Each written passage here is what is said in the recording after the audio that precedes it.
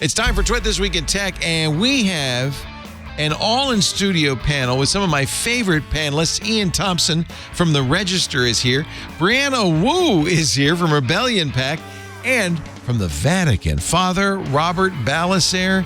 There's lots of news to talk about, and we're going to get right to it next on Twit. Podcasts you love. From people you trust. This is Twit.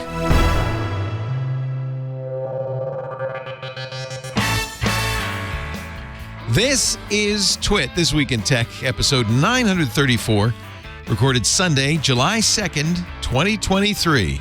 The Scrollbar is jiggling. This episode of This Week in Tech is brought to you by ZipRecruiter. If you're hiring, you're currently dealing with a slowing economy, which adds to your challenges. Thankfully, there's a hiring partner who's focused on you and your needs. ZipRecruiter. 4 out of 5 employers who post on ZipRecruiter get a quality candidate within the first day. Try ZipRecruiter free at ziprecruiter.com/twit. And by Decisions. Don't let complexity block your company's growth. Decisions, rules-driven process automation software, allows you to manage a complex digital landscape. Build custom workflows, business rules software, modernize legacy systems, and improve customer experiences in Decisions' unified no-code platform. Visit decisions.com/twit to learn how automating anything can change everything. And by ExpressVPN. When your phone carrier tracks you, that's a gross invasion of privacy. You can keep letting them cash in on you, or visit expressvpn.com/twit and get the same VPN I use. Take back your online privacy today. Use my link to get 3 extra months free. And by Collide. Collide is a device trust solution for companies with Okta. They ensure that if a device isn't trusted and secure, it can't log into your cloud apps. Visit collide.com/twit to book an on-demand demo today.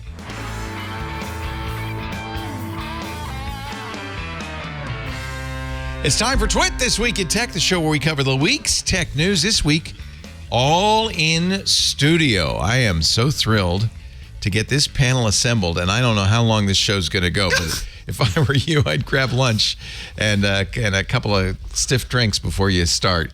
Ian Thompson is here. No mustache. I always think of you as the. Yeah, no, I shaved off the COVID porn stash. It made me look too much like Ron From the Jeremy. Register. Yeah. Good to see you. Always a pleasure. Welcome. Thanks for coming up. Also with us, ladies and gentlemen, all the way from Massachusetts, Brianna Wu. Hello, Brianna. Good to see you. In studio. I just want to say, abolish the monarchy, and America's the best country on earth. I am wearing red for a reason. You'll be back. Just want to Wait and celebrate see. our country. Our Just fine remember, country. you belong to me. Brianna's executive director of the Rebellion Pack. Yeah, 4th of July is 2 days from now. That's right. And we've got a Brit in here. You could be our whipping boy. Well, okay, that costs extra, but Here to do the whipping, ladies and gentlemen, he's all the way from the Vatican in Rome. Father Robert Ballecer is trying to scroll through all his trying Twitter to hit the limit. to get to the end. I want to see the limit here. There used to be a joke. You'd get to a webpage and say, "You've reached the end of the internet. Go back." Mm-hmm. You can actually reach the end of Twitter now. But again, no one has told me if it counts just the scrolling, or do I have to click 600 posts? So Elon on Saturday said to address extreme levels of data scraping and system manipulation. He apparently was worried, as is Reddit and many others, that AI was scraping Twitter data and using it for their large language models. We've applied the following temporary limits. Verified accounts. He shouldn't call them verified accounts. People who pay me $8 are limited to reading 6,000 posts a day. Unverified accounts, everybody else, 600 posts a day. New unverified accounts, 300 posts a day. And if you're not logged in, 0. Wow. Almost as soon as he posted this, and this is 10 a.m. on Saturday, Twitter went down. Pretty much, yeah. Yeah. Users started seeing rate limit exceeded messages. Every topic was about the collapse of Twitter, and that Twitter hashtag Twitter down. Thanks Elon. Here's the trending topics. Thanks Elon. WTF Twitter. Blue sky. Yeah. Damn Twitter. And bankruptcy. Those are the top 6 trending in the United States at that time. But what's wild, and this came on Mastodon, of course, because you couldn't post on Twitter, but a web developer named Sheldon Chang noticed that as he was trying to load Twitter, the scroll bar was jiggling. Uh-huh. What does that mean, Father Robert, when the scroll bar is jiggling like that? Oh, it basically means that your browser is trying to refresh over and over again to load the content. Okay. Yeah. He wrote on Mastodon, "This is hilarious. It appears that Twitter is DDoSing itself." Best kind of DDoS. Best kind. The Twitter home self-DDoS. feed's been down for most of this morning, even though nothing loads. The Twitter website never stops trying and trying. The reason is Twitter's firing off, he says, and I think he's accurate. I don't think anybody's said that's not true. 10 requests a second to itself to try and fetch content that never arrives because they've blocked people from Twitter without logging in. So I guess this was only if you hadn't logged into Twitter. This likely created, he continues on, some hellish conditions the engineers never envisioned, and so we get this comedy of errors resulting in the most epic of self-owns, the self-DDoS. And then he posts the developer page from his browser, and you can see these are requests. Each of these 20-byte requests saying, give me the data, give me the data. Can you give me the data? Please give me the data. Please give me. Now, if you have a lot of people doing this, Sheldon said, of course, I'm a nice person, so I logged out, except wait a minute, it's Saturday and evil Sheldon's in charge, so I just stayed there for a little while, just watching it. Well, I heard they'd also have some problems paying their cloud bills. Right. Well, there was a lot of speculation, right? Yeah. I mean, obviously, this Well, is I thought that was a entirely genius non-legally binding move. thing. That was like the 200 IQ move to not pay your bills because then you get it for free. somebody right? It pointed works out- works for their office in 7th on Market guess so. Street, but yeah. Somebody pointed out that the contract with Google Cloud expired June 30th. Yeah. and That's right. Elon had famously stopped paying Google Cloud, except that I saw a story this week that said they made some sort of deal. Google's going to get some, I think, free ads, and so that's. And then good. they had 'Cause there's moved a off of platform you wanna advertise AWS, on. right? And so I don't know. Part of this was made worse by the fact that they made some changes since Elon took over to move more of the services onto Twitter servers because Right. because Elon didn't want to pay any third parties for services that would normally be provided by third parties. Right. The issue with that is that when you have an integrated page like the Twitter page, which is calling for 40 different elements at the same time, if you now serve out all 40 of those elements every time a page loads, you are DDoSing yourself. Yeah. Right. And I mean, unfortunately, you could fix that, but there's only 2 coders left at Twitter, so it's going to take some time. Well, this is it. You know, it's everyone. We've had this rash of tech layoffs in Silicon Valley of late. Yeah. Because it's Enabled like, by Elon Musk. well, no, to be exactly. fair. I mean, Yeah. this Well, is exactly Facebook, as you point. Google. Yeah. But they're just kind of like, well, Elon's done almost it, and a quarter of a everything's million working laid off for the this moment. month. But you know, it's no, exactly. Yeah. Yeah. I just Although Silicon Valley, I don't know if this is has anything to do with layoffs, but the stock market's been loving Silicon Valley this week. So Well, yeah. maybe they said, "Oh, it's good. You cut your costs, and now we want to invest in it." And that's part of the problem because we bow to the stock Yeah. price because that's what props up the value of the company, Exactly. even though stock price is not indicative of a Although- company doing something responsible. Can I point out the one company that didn't lay anybody off? Apple is now a $3 trillion There you go. There it company. is. Its stock jumped as well. Yeah. Before we move on, I just wanted to say a thing about the Twitter outage. You know, I was so frustrated with so much of the news coverage about this. I don't know if we have the New York Times article on this on hand. This is like, I know Ryan Mack is an excellent reporter. He does really good work. But if you read, it's not this one. It's Okay. the other one. It's announcing. Twitter is down in a No, worldwide outage. It's if you go to my Twitter, you can find it. Anyway, there's quite a few stories from the New York Times about Twitter falling apart. Sure, this is the it's one. hard to find the one you're talking about. This is the one from yesterday. On the first. If I can get on Twitter, I'll get it. And the problem with this is they're talking about it, and if you look at the first, I think it's the first 5 paragraphs, they repeatedly go and only cite Elon Musk, giving his pretext for why this is bot scraping, right? Yeah. That is not a credible thing. I'm sorry, if at this point, anyone that works in the tech industry and reports on the tech industry can see a pattern with Elon Musk going back to X.com, where he will talk about a problem that the company is having. He will kind of mislead the public about what the actual problem is and a kind of obfuscate what is going on here. So this piece, go through and look at it. They use Musk as the main source. But this has been a problem with the New York Times in every area. 100%. For the last few years. But this is and the Wall Street Journal and mainstream media. Wall Street Journal does better than this. Do they? But in my estimation, you read this piece, you've got Yoel Roth, who is a very credible insider, former Twitter Trust and Safety, who gave a very credible statement about why this was on Blue Sky. These reporters could have gone over there and looked at this, but they're using Musk and just presenting his face of this whole thing to the public unchallenged. Well, that's why people listen to Twit. Let's hear this story. Right.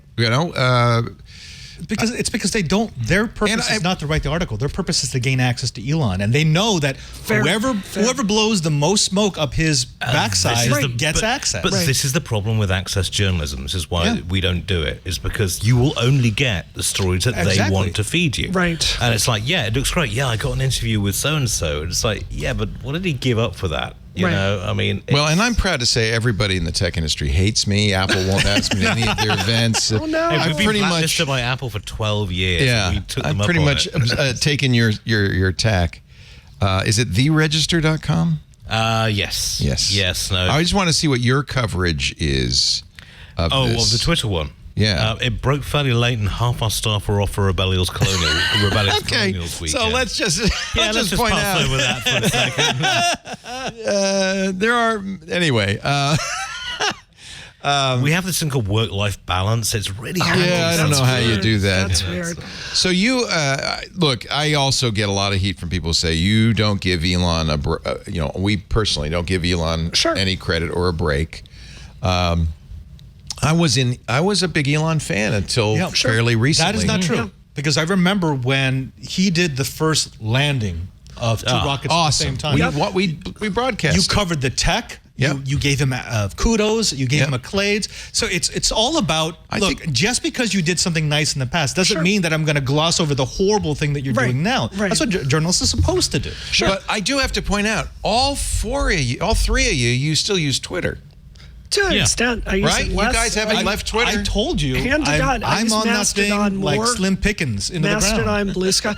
But You're going to ride it to the ground. Right into the ground. My problem with this is, I think a decade ago, you could defend a newsroom like the New York Times having a not a deep amount of tech reporting, not really knowing this, in an era where this stuff is shaping elections, right? Yeah. I know Ryan Mack is a good reporter. I know he knows the context around Elon. So I think they owe it to their readers. Look, I'm an Elon Musk critic. I will completely own that.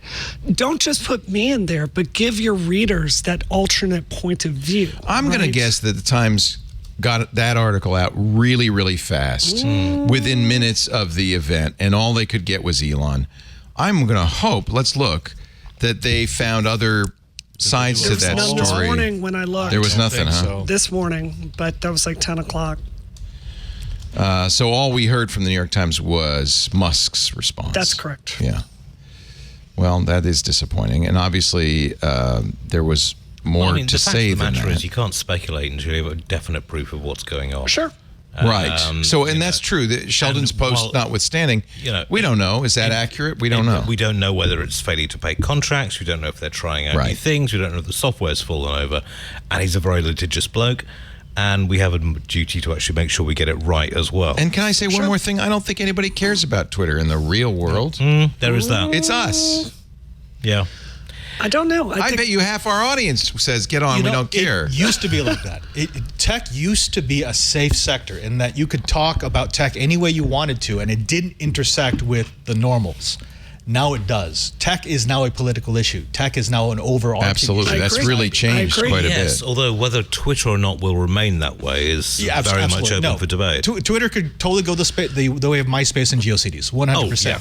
But this conversation is going to remain. There's still going to be access journalism, the instant take, the hot take, which is the one that everyone wants because that starts the water cooler conversation, is still going to be there. And big journalists still shouldn't do it, but they're going to be tempted to. Sure.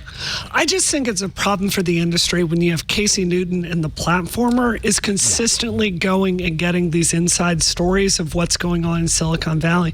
And you have our big news, like I pay for the Times, I pay for Washington Post, and I pay for Wall Street Journal because I want to fund newsrooms with the resources to go get the story and to report it out.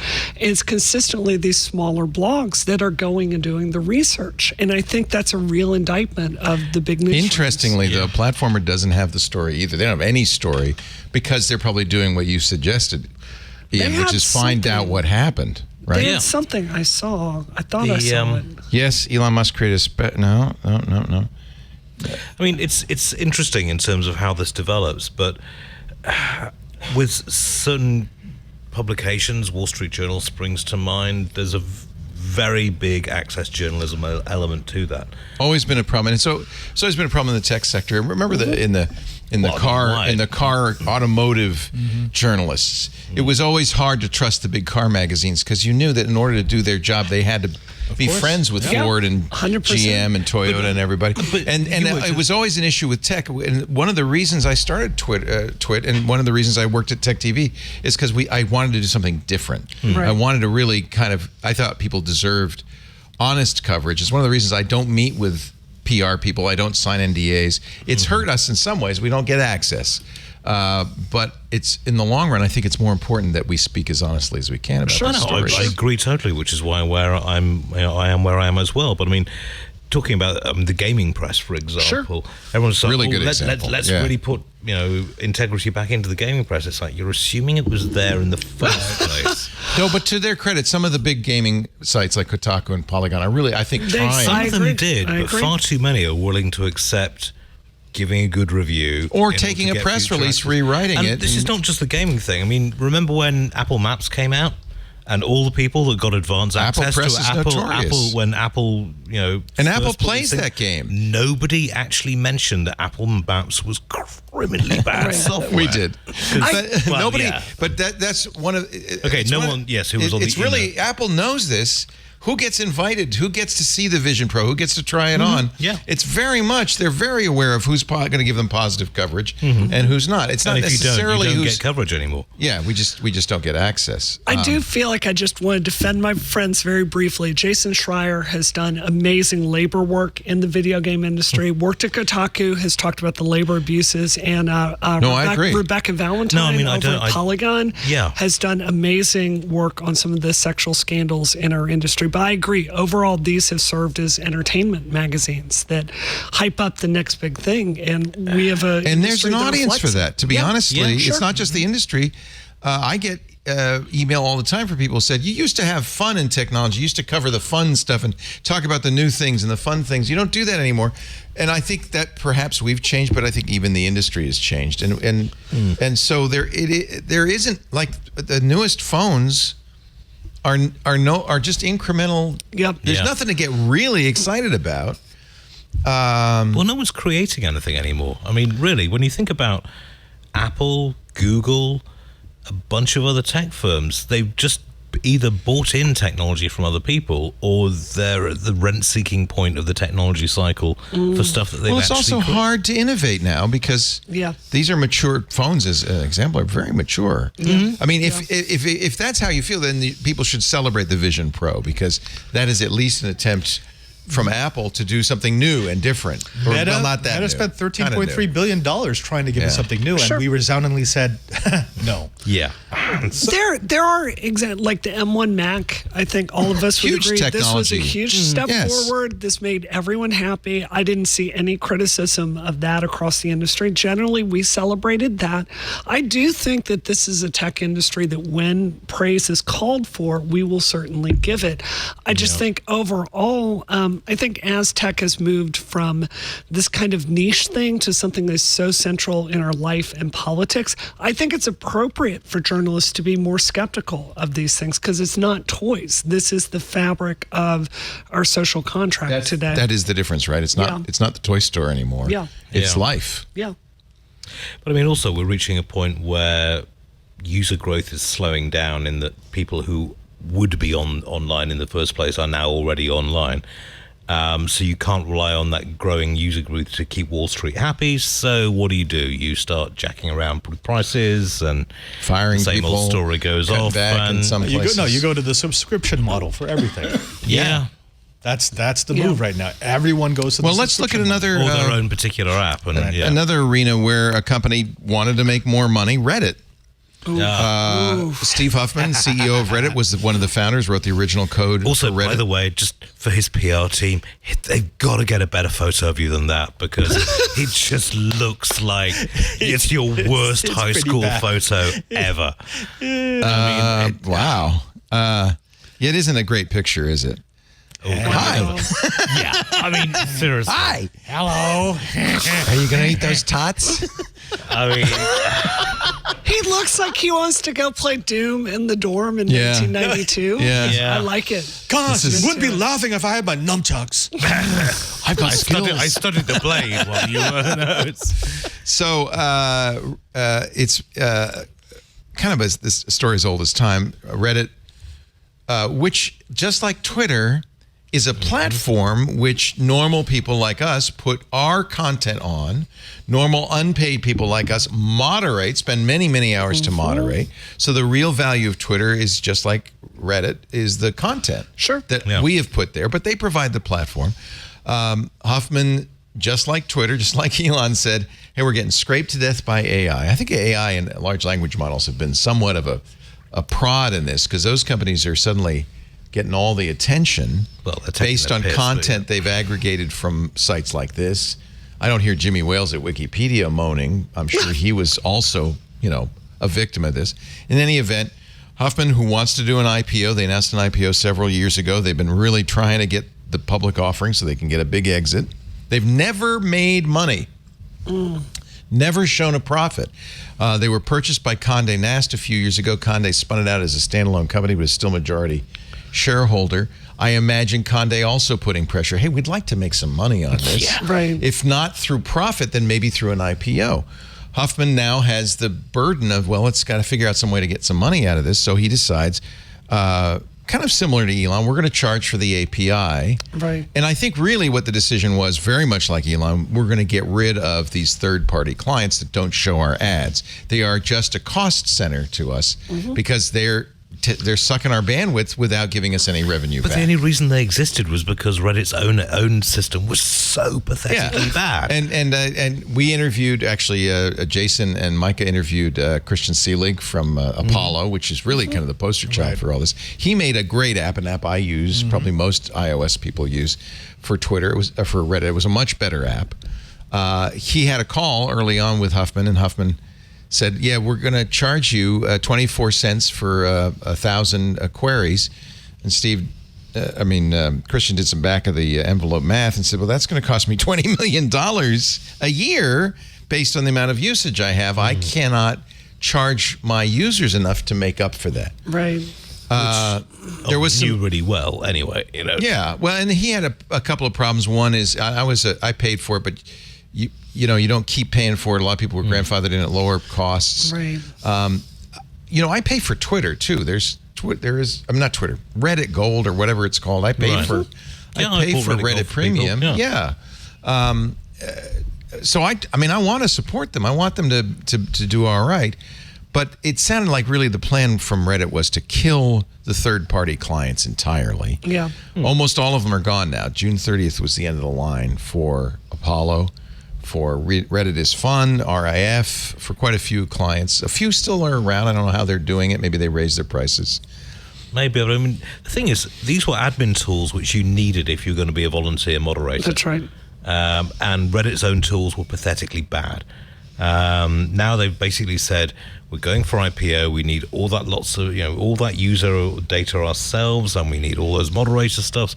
And the moderators revolted. And I've got to say, I haven't posted, with one exception, anything on the site or submitted anything to the site since this broke out, because they are... to accuse volunteer moderators of being landed gentry. That was a Huffman quote. Sickening. Huffman did a publicity tour that was very ham-handed. It was Very a lot of bad interviews, and hurt himself badly. And I think the thing people weren't considering is these moderators who have been unpaid volunteers and worked really, really hard for a very long time. Some moderators shut their subreddit down. Some the Synology subreddit is now NSFW, That's right. which takes away their ad revenue because most advertisers don't want to be on an NSFW subreddit. So moderators are rebelling. A lot of them have left. The people who ran the Ask Me Anythings, the AMAs on Reddit, have all left. The Formula One subreddit, a bunch of their moderators got involuntarily terminated. Well, this is So the AMA people left said, if you want to do AMAs, Steve, you should pay the moderators, and they're going. So there's been a rebellion, and now Reddit is kind of clamping down and firing moderators. For a while, Steve was saying, we're going to make it so you can vote out, because he probably's right. There are users of the F1 subreddit, let's say, who want the subreddit to continue, who say, well, you're just getting in our way, moderators. And if there were a vote, get rid of the moderators because we want our subreddit to continue. iPhone subreddit moved off onto Discord. There aren't any credible third-party. This is the real problem. There's no credible third-party replacements for Reddit. Reddit itself only got its start because Dig mucked things up so badly. Yeah. Right. So there is an opportunity there for someone else to swoop in from the wings. But is there? The problem with Twitter, the problem with Reddit has been the same thing. They've got to scale too much. They've scaled to the point where they can never be profitable. Yeah. It's not possible for Reddit to ever make money. They took so much investment money that right now either the investors are going to take a bath or Reddit is going to have to clamp down on the very people who are creating the content which they use for advertising. Right. That's not possible. They're in a no-win scenario right now. Now, you can say, I understand, businesses have to make money. They have to keep the doors open. I get it. But if you built your model on getting goodwill from the people who are using your service, and that's how you make your money. You cannot then turn around and say, well, we still want you to do the stuff that you did when we had the goodwill, but you're not going to get the goodwill anymore. Yeah. Right. I think that's well said. And just to add on to that, two things. One, Huffman is very famously emulating Elon Musk in this case. Like he's come forward, says I think he admits it, right? Yeah. Having calls with him. Total fanboy in those interviews. Like wanting to come forward, slash costs until it's financially profitable. Choose your idols carefully. So I'm not going to go down the Elon Musk criticism hole again. I just wanted to say it. But the wider point to me is if you really look into this API funding scheme that they've got, I don't think this is a credible vision for the future because what they want to do is basically use the Reddit training data for machine language learning, right? Now, there's a whole discussion to be had about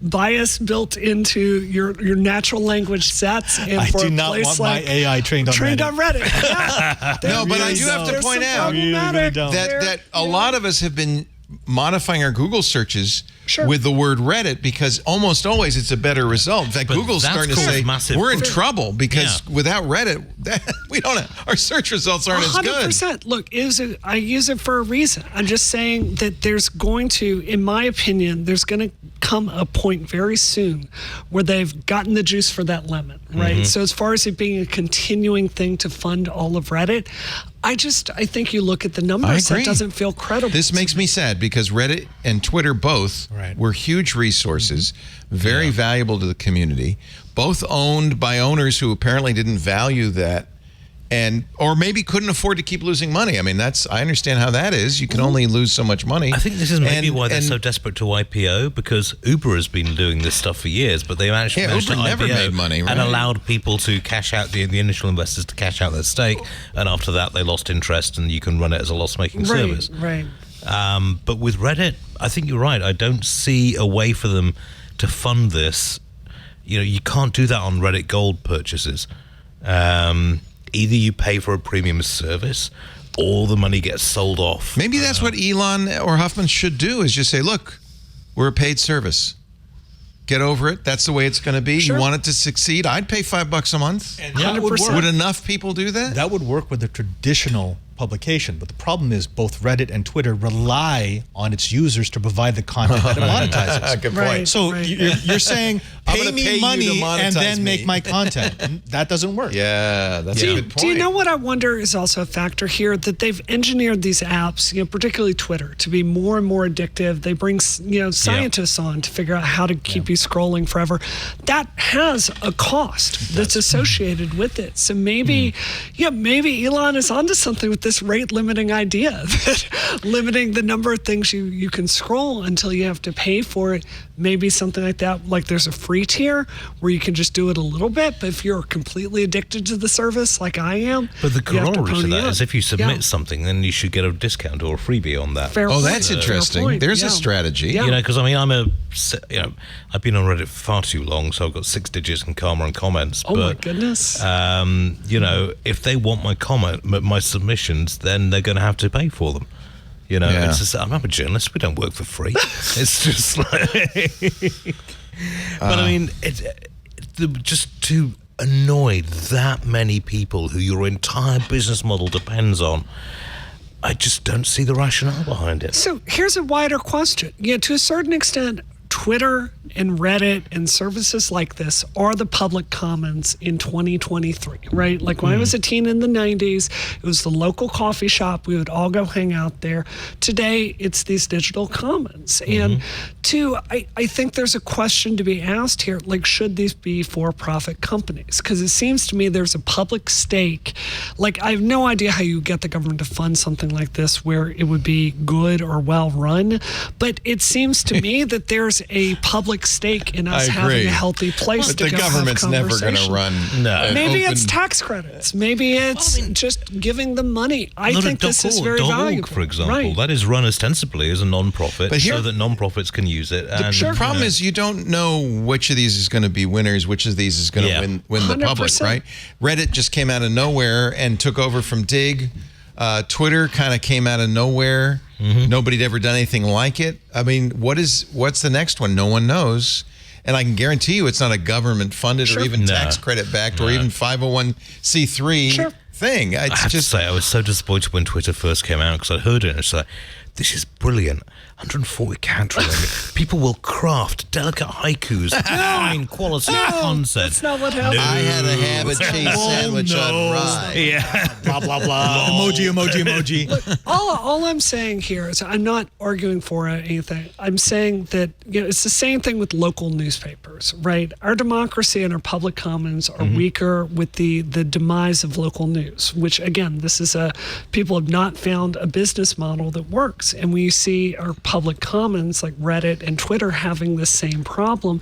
It just seems to me this is all a common theme that's making our ability to just connect with each other There is that. I mean, worse. obviously, as a child of the BBC, I'm in favour of public service broadcasting. Sure. But yeah, I'm not sure that model particularly lines up well. I mean, the Canadians make it work, but other than that, it's.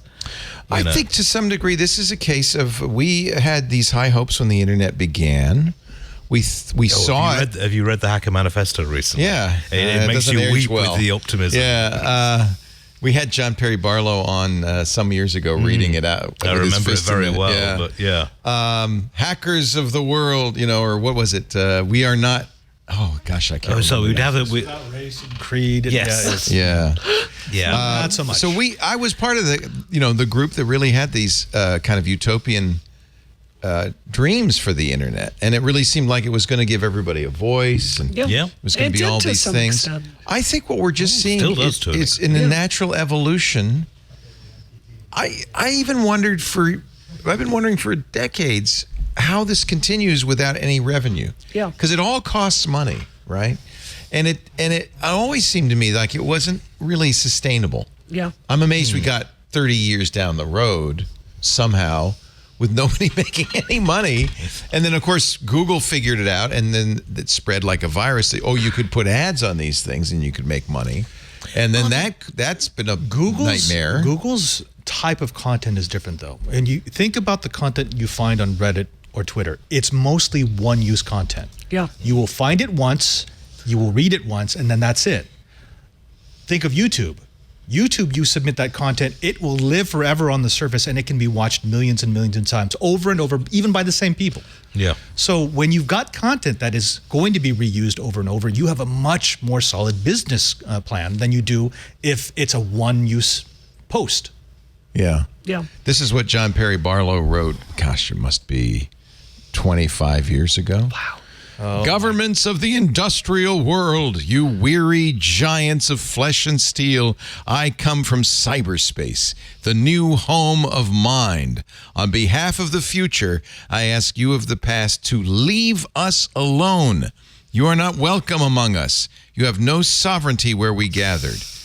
Actually, that was really wrong. I remember when we had John Perry on to read it, he was embarrassed even then. He said, I don't like to.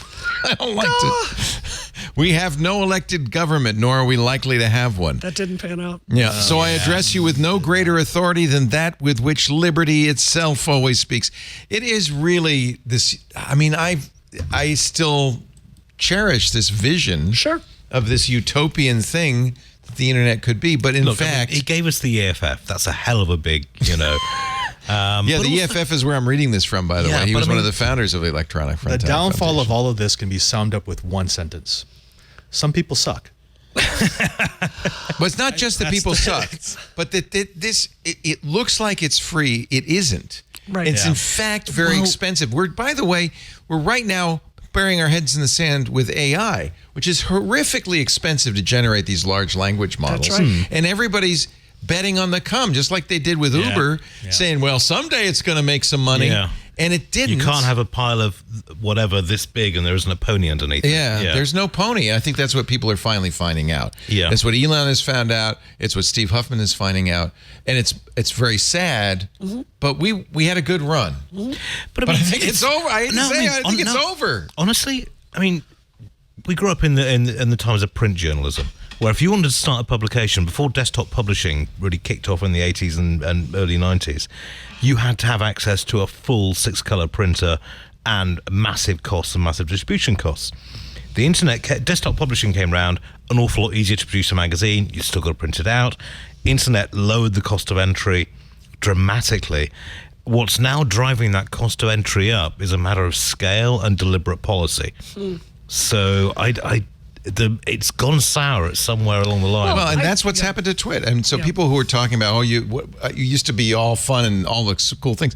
It was, but now reality, I sad to say, has sunk in for this internet generation. And I don't care where you look, you're seeing people saying we need to make money at this. We can't keep doing this for free. We're the technorati, and one of the things that we never say is it's okay for these things to die. They have to. Yeah. They're going to die. They have to die because something else will come along. As long as we keep holding on to, we're going to prop it up, we're going to keep investing, we're going to find a new revenues, then it will stagnate because all they're focusing on now is I need to keep the lights on. Yeah. Do you think so? Like I was looking at something the other day, just talking about the state of media, right?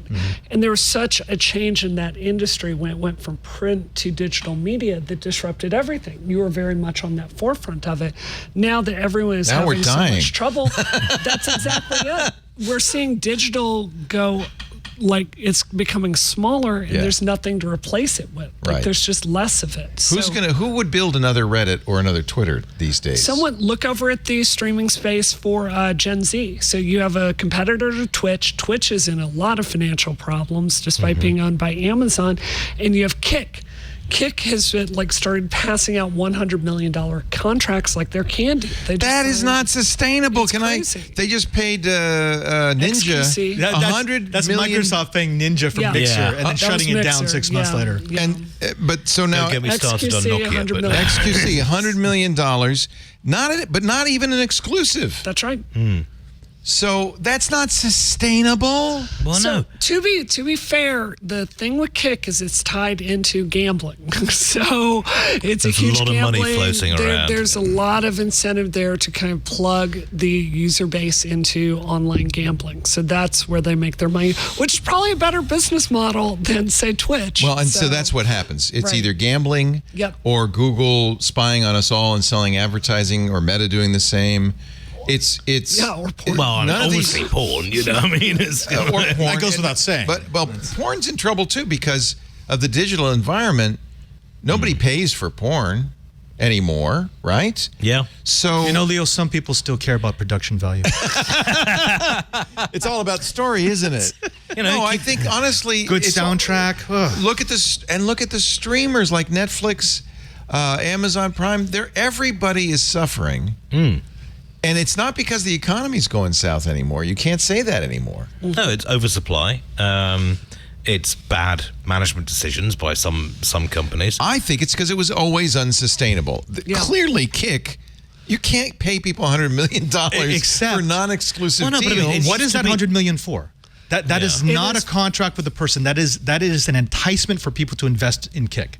That is an announcement I to don't say. agree. Well, Yeah. I mean, when you pay out these big deals and you know that you're never gonna get an ROI on that deal. Sure. It means that you want to move yourself up in the headlines. Sure. It means you want to make your This business what's model the unsustainable. This primary. is a model we've Absolutely seen. This unsustainable. why Uber. It's why.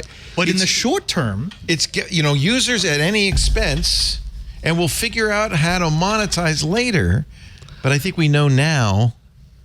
There is no later. but if they can make their IPO and get X If it was- billion it's, dollars, it's how many what's right suckers there? can you find? Twitter was a success story. The investors got paid. Yeah.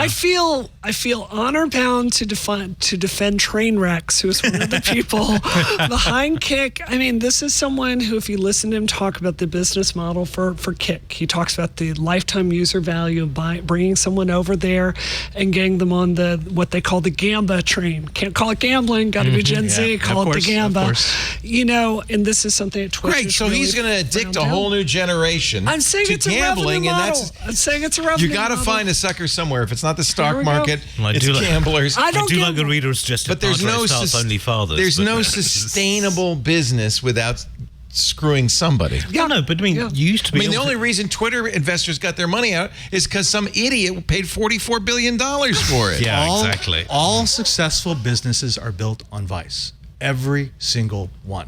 Says the priest. No, and What it about- says the priest. What about You know, probably better than most. No, I'm dead serious. Even nonprofits, you know how we raise money? It's all based we on appeal greed, to ego, pride. We appeal to legacy. Lust. What about Legos? How are Legos built on Vice? Legos are built on this idea of idealizing childhood, the simplicity of building something, And the with your greed of hands. children. That's very I gotta have more disrespectful Lego. to Wu Lando. My I gotta have- $20,000. No, I'm not piece. saying. I'm not saying that. City. Oh my I gosh, gotta have therefore more Lego. Get rid of it. Yeah, but yeah, I'm just yeah. saying you have to understand that every successful business, in some way or form, appeals to a vice. Sure. Yeah. Wait a minute. Let me just look. The 7 deadly sins. I have to do a little refresher. Oh, we should do the 7 deadly sins and then group the companies in those Zen diagrams. Gluttony, lust, greed, despair. I don't think anybody's making money on despair, but we'll have to research. Netflix. OnlyFans. We were watching Politics. Sandman, and I think Netflix is making quite a Anger, lot of money. wrath, Twitter, Oh my gosh, yes. Yeah. sloth, Video games. podcast. Yeah. No, sloth is DoorDash. DoorDash, Yeah. Fair. Pride. Who's making money on Pride? Lego. Lego? No. I'm Actually, proud of my no, city. Twitter is Yeah. also pride. Yeah. A lot Twitter's of pride. people And want to Facebook post. is They want to get pride. those I mean, likes, those follows. Nobody actually goes on Instagram. Facebook and says, "Oh God, really bad PMS today. My head is killing me." It's all like, "Had a lovely day today with the family. Here's some artfully taken I shots." just woke up. My hair is perfect and my skin Yeah. is flawless. That's Instagram, I think. Lust, Yeah, gluttony, no, that greed, is- sloth, wrath. I think we got them all. Envy. Who's based on envy? yeah, Insta. Insta is Insta. just- No. About envy, FOMO. What's the one with for Zillow? Zillow. Zillow is envy. Yeah. There you go. I use Zillow to actually get a house. So. Well, there's some people use it for real, but most Brianna, people use it for You may envy. actually be one of the virtuous people, which means you need to get out of here. When you think of virtue, think of Brianna Wu. Isn't that interesting? I think you've got a new. We're going to call it the Balasair theorem. I'm so going to do this. All I'm going to make a big internet poster. companies are based on one of the 7 deadly sins. You should come up with some elements so when you talk about Twitter, this deadly sin comes up. Are there any on venial screen. sins that I can do that Every maybe? great fortune is based on a crime? Yeah. I'm damned if I can remember. Probably how much she someone made. British. Hang on. I mean, the monarchy, to get Brianna back in on this, Behind every great fortune, is a flag. there is a crime. Balzac.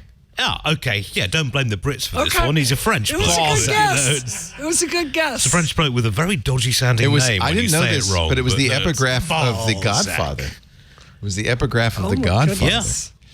Yes, no, it's. It was inspired by a sentence written by Balzac. Le secret de grande fortune sans cause apparente est un crime oublié. The secret of grand fortunes without obvious cause is a forgotten crime. See, it just sounds better in French. Yeah. Yeah. Some languages are better at that. really You know, is. this is the reason there's been no German love poets. You know, just or Finnish All right, sonnets. we're going to hear from the German love minute, poets wait a in the minute. next segment of this show. Actually, I have a gift for Father Roberts in the next section of the show. boy. All right, it's so fun to have it all in studio. It's I'm just so much more It's- lively. It's been a year. I mean, Yeah. We're all going to dinner after this. Yes, so, we are. So save some conversation for dinner. Brianna Wu is here all the way from the East Coast. What brings you out here? I am guest of honor at Bacon. Hey! Fun. Yes. Is that the conference for people who are big fans of Science fiction. science fiction? Yep. Kat Valente, who's one of my favorite authors, she's out there headlining it along with me, along with this guy. I'm sort of a fan of Frank Wu. Is the So Frank MC. is not only a biased on writer, that but one. he's a great illustrator. I Yep. saw his stuff at the Science Fiction Museum, or actually the Museum of Popular something or other in Yep. Seattle. the Are old- you letting Frank drive? No. Is he? I wanted to say, Did can you he bring drive a one of the manual? Porsches over? No, Look, I'm in a he's Prius even on the today. front page. I took that picture. That's Thank a you. great Ian, picture with of that Frank. picture Look at that with the American Eagle. right behind him. We call him Eagly. We got that and put it in our front yard because we love America. I And think America's you great. only take photos of Frank when he's doing that surprised face. It's like every photo is Poor like that. Frank. he loves to perform. He's like you, Leo. He's on and he just has that Frank's the je ne greatest. sais quoi. He's got Toastmaster. jazz hands. There we go. Also with us, it's so great to have Ian Thompson. I understand. Who's the guy with the thin mustache that I always think you look like, or used to look like when you had the mustache? Dudley Do-Right? No. The famous British with the Paul Rowe? with the gap in his tooth. Oh, Terry Thomas? Terry Thomas. That's why I keep calling you I Ian have been, Thomas. I have been assumed. Yes. It has been pointed out to me that when I get very, very drunk, I do become a You depraved remind me a Terry lot Thomas. of Terry Thomas, and I seriously I thought that's who you were for a long time. So Wait, was he a master in Doctor Who? no, he's no. long gone. But what a great British actor! And when you had the pencil mustache, Oh, the 13th Duke of Windburn was my favourite. Was by far the best costume I put on. is that a real Duke or just someone you made? No, up? no, this is a guy from the Fast Show called the 13th Duke. Me, the 13th Duke of Windburn, here in the ladies' finishing school with my reputation. Ding dong. You know what I mean? Thank you, sir. Ian normally writes for the Register, but he also does Well, impressions. rarely And normally, if but- you want to invite him to your next party, I'm sure he'll become as the 13th Duke of Wimbledon. You need a top hat and a monocle. Please. I have both in the other room. We'll get him. And a for him. brandy sifter. We don't have a snifter. Father Robert Balasair, all the way from Vatican City. It's so good to see you. You are here for fun or profit? No, I am here. I made a deal with my boss to come home 4 times a year to Nice. take care of my father and take some of the pressure off my mom and my sister. That's Good lovely. for you. I'm so glad you are here. It's nice to be We home. love seeing you. Yeah. I missed you in Rome. By 3 hours, I think. Yeah, I could have come to that party, but we were flying out early the next morning, and I thought, I told you, I had so many special. I was going to take you down into the necropolis. I was going to take you into the back of the Vatican. Oh, man, you could have gotten wicked pictures. And remember, I told you, if you get a call from me, it's because we have another one of those after-hour tours. and of the I will Vatican be on museums. a plane that night. That's- if you it's call. I will be. Nobody but us. They just let us run. Oh, it's so much fun. I really enjoyed Rome, and it's funny because you do not appreciate it at all. I don't. I feel bad about that. The greatest city in the world, and he doesn't appreciate it. I mean, it's what I could see why some people would like it, but I mean, when you've lived in Las Vegas, Rome feels like Good God. I look at the Colosseum and I go, I could fix that. All right, we're gonna have more in just a bit with what a wonderful panel. But first, a word from our sponsor, ZipRecruiter. We use ZipRecruiter, and if you're hiring and you're currently dealing with an interesting economic future, that's adding to your challenge, isn't it? Now more than ever, it's important to hire the right people faster and more efficiently to keep overall costs down. Fortunately, there's a hiring partner who's focused on you and your needs. ZipRecruiter. From pricing to technology, everything ZipRecruiter does is for you and what works best for you. Right now, you could try them free. ZipRecruiter.com/twit. How does ZipRecruiter prioritize your needs? Well, got to start with price. Very straightforward pricing. You know what you pay before posting your job, so you can stick to your budget. There's no surprises. Plus, you will reach more qualified people because ZipRecruiter casts the widest possible net, sending your job posting to more than 100 job sites. One click of the mouse. Find great candidates faster with their smart technology. Invite the best matches to apply for your job and beat out the competition for talent because ZipRecruiter does something really remarkable. They will find and then let you invite candidates you really want to apply to your job before the other guys can snag them. Hire the best with the help of a partner who's all about you. We've used them for years. Some of our best employees come from ZipRecruiter. ZipRecruiter. 4 out of 5 employers who post on ZipRecruiter get a quality candidate within the first day. For us, usually within the first hour. It's quite impressive.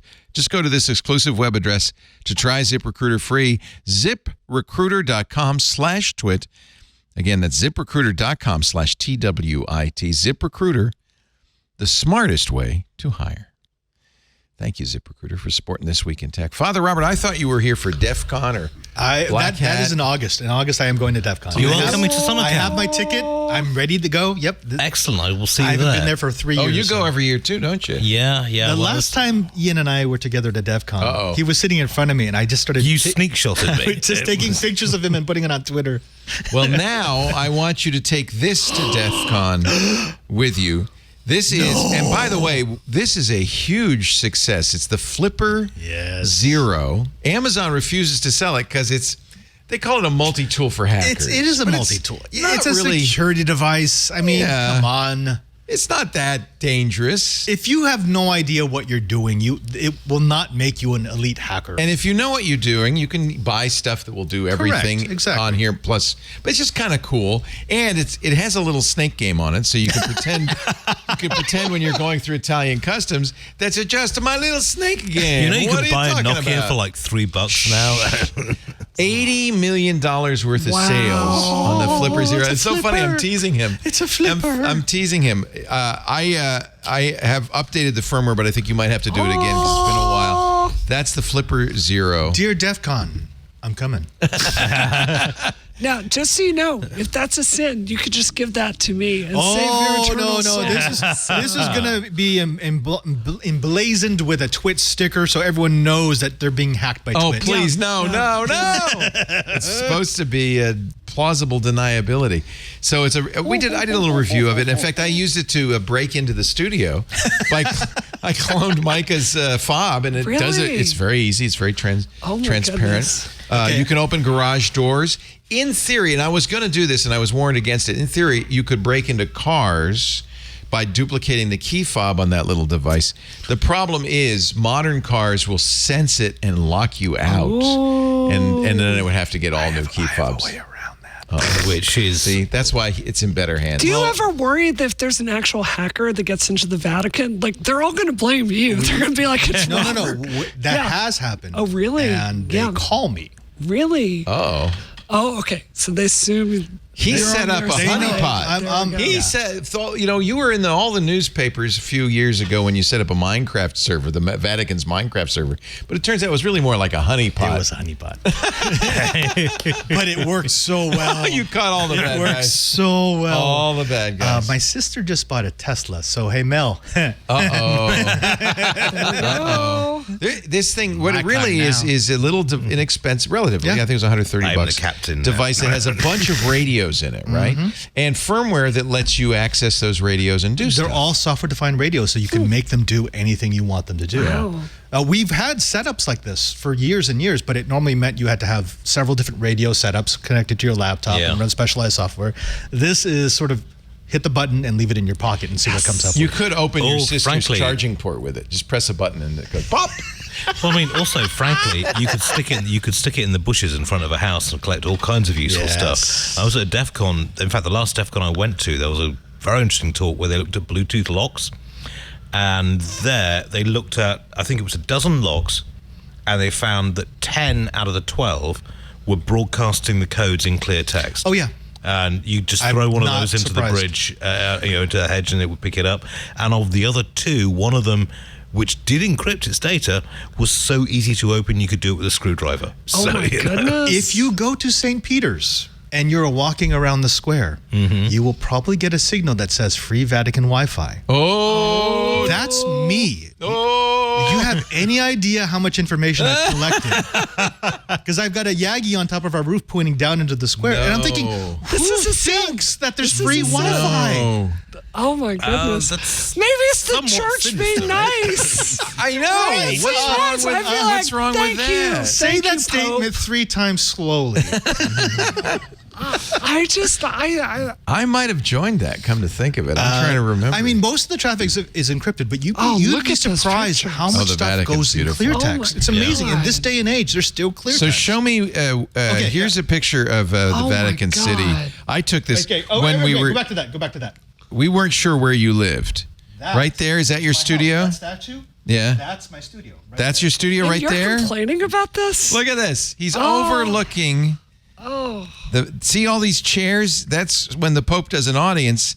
That's where all the people sit. He's right there. Yeah, no, I just go up to the roof. Just go to the roof. Okay, I understand that tourists drive up prices, but that's still a pretty sweet crib. Yeah. Oh, no, it's very nice. It's beautiful. It's. I mean, I can't complain about that. So jealous. But the city itself, I mean, I don't dislike it. It's just I don't appreciate it. I know I don't appreciate it. I'm self-aware enough to know I'm in the middle of something that's beautiful, and I have no idea what I'm Here's another view from St. Peter's Basilica, the church, and there's your little hut right there on top. Yep. Yeah, just look for those trees. Those trees, that's our property. All of that is our property. We call them lollipop trees, but there's actually another name like for them. cypress. Let me I ask love you them. this. Yeah. So I assume you saw Fast 10. Did they get that accurate with the Vatican? They didn't. Any car chase through any part of Rome doesn't go is through the fictional. Yeah. Because You can't. You can't. You can't. That's so But your wheels would disappointing. fall off. So I did a disappointing. test drive for the the 2015 Mustang. Oh, yeah. And figured, okay, I'm in San Francisco, let's do the bullet ride. And it's like, yeah, you can't actually do that. No, it's like, Well, you could, but you drive that bit there. you then would go ruin the car. 2 miles over to the city. Yeah, and drive that's more true. and the rest of it. Yeah. By the way, if any of you visit Rome, you can stay with us. We do have guest apartments. But I can't get on the Wi-Fi because I'll get Don't get whatever you do. It's true. Don't do get that. on- So this is St. Peter's, and you're just right over here. You're right. Oh, on no, the edge on of the picture. other side. So On this side. I'm on that side. That side. There we go. Leah, what did you take that with? That's gorgeous. That's very nice. iPhone 14. No Pro way. Max. I didn't No bring a way. real camera. Wow. Because I wanted to do a test. Like, can I willing to take bet all the Lisa pictures did, that I want to take? You did not take Should I that. give Yeah. the audience a 14, tip? did you? That will Yeah. probably, That's or St. just keep it Peter's. for everyone else. Yeah, give them a tip. So the tip is this: if you are going to visit Rome, the best tour to take is the Scavi, SCAVI. Oh, I didn't know this. I It's wish I only had. been recently opened in What the is last. So it is the excavation underneath St. Peter's. It's the necropolis. Wow. Ooh, okay. Now the nice thing about it is it's relatively inexpensive. It's only like €13 for a ticket. They only take 120 people a day. So of the tens of thousands of people that go through, they only take 120. Oh wow! So it's hard to get into. It's hard. Well, no, you just have to. You have to. Nobody knows about it. Yeah. So you have to reserve it well in advance.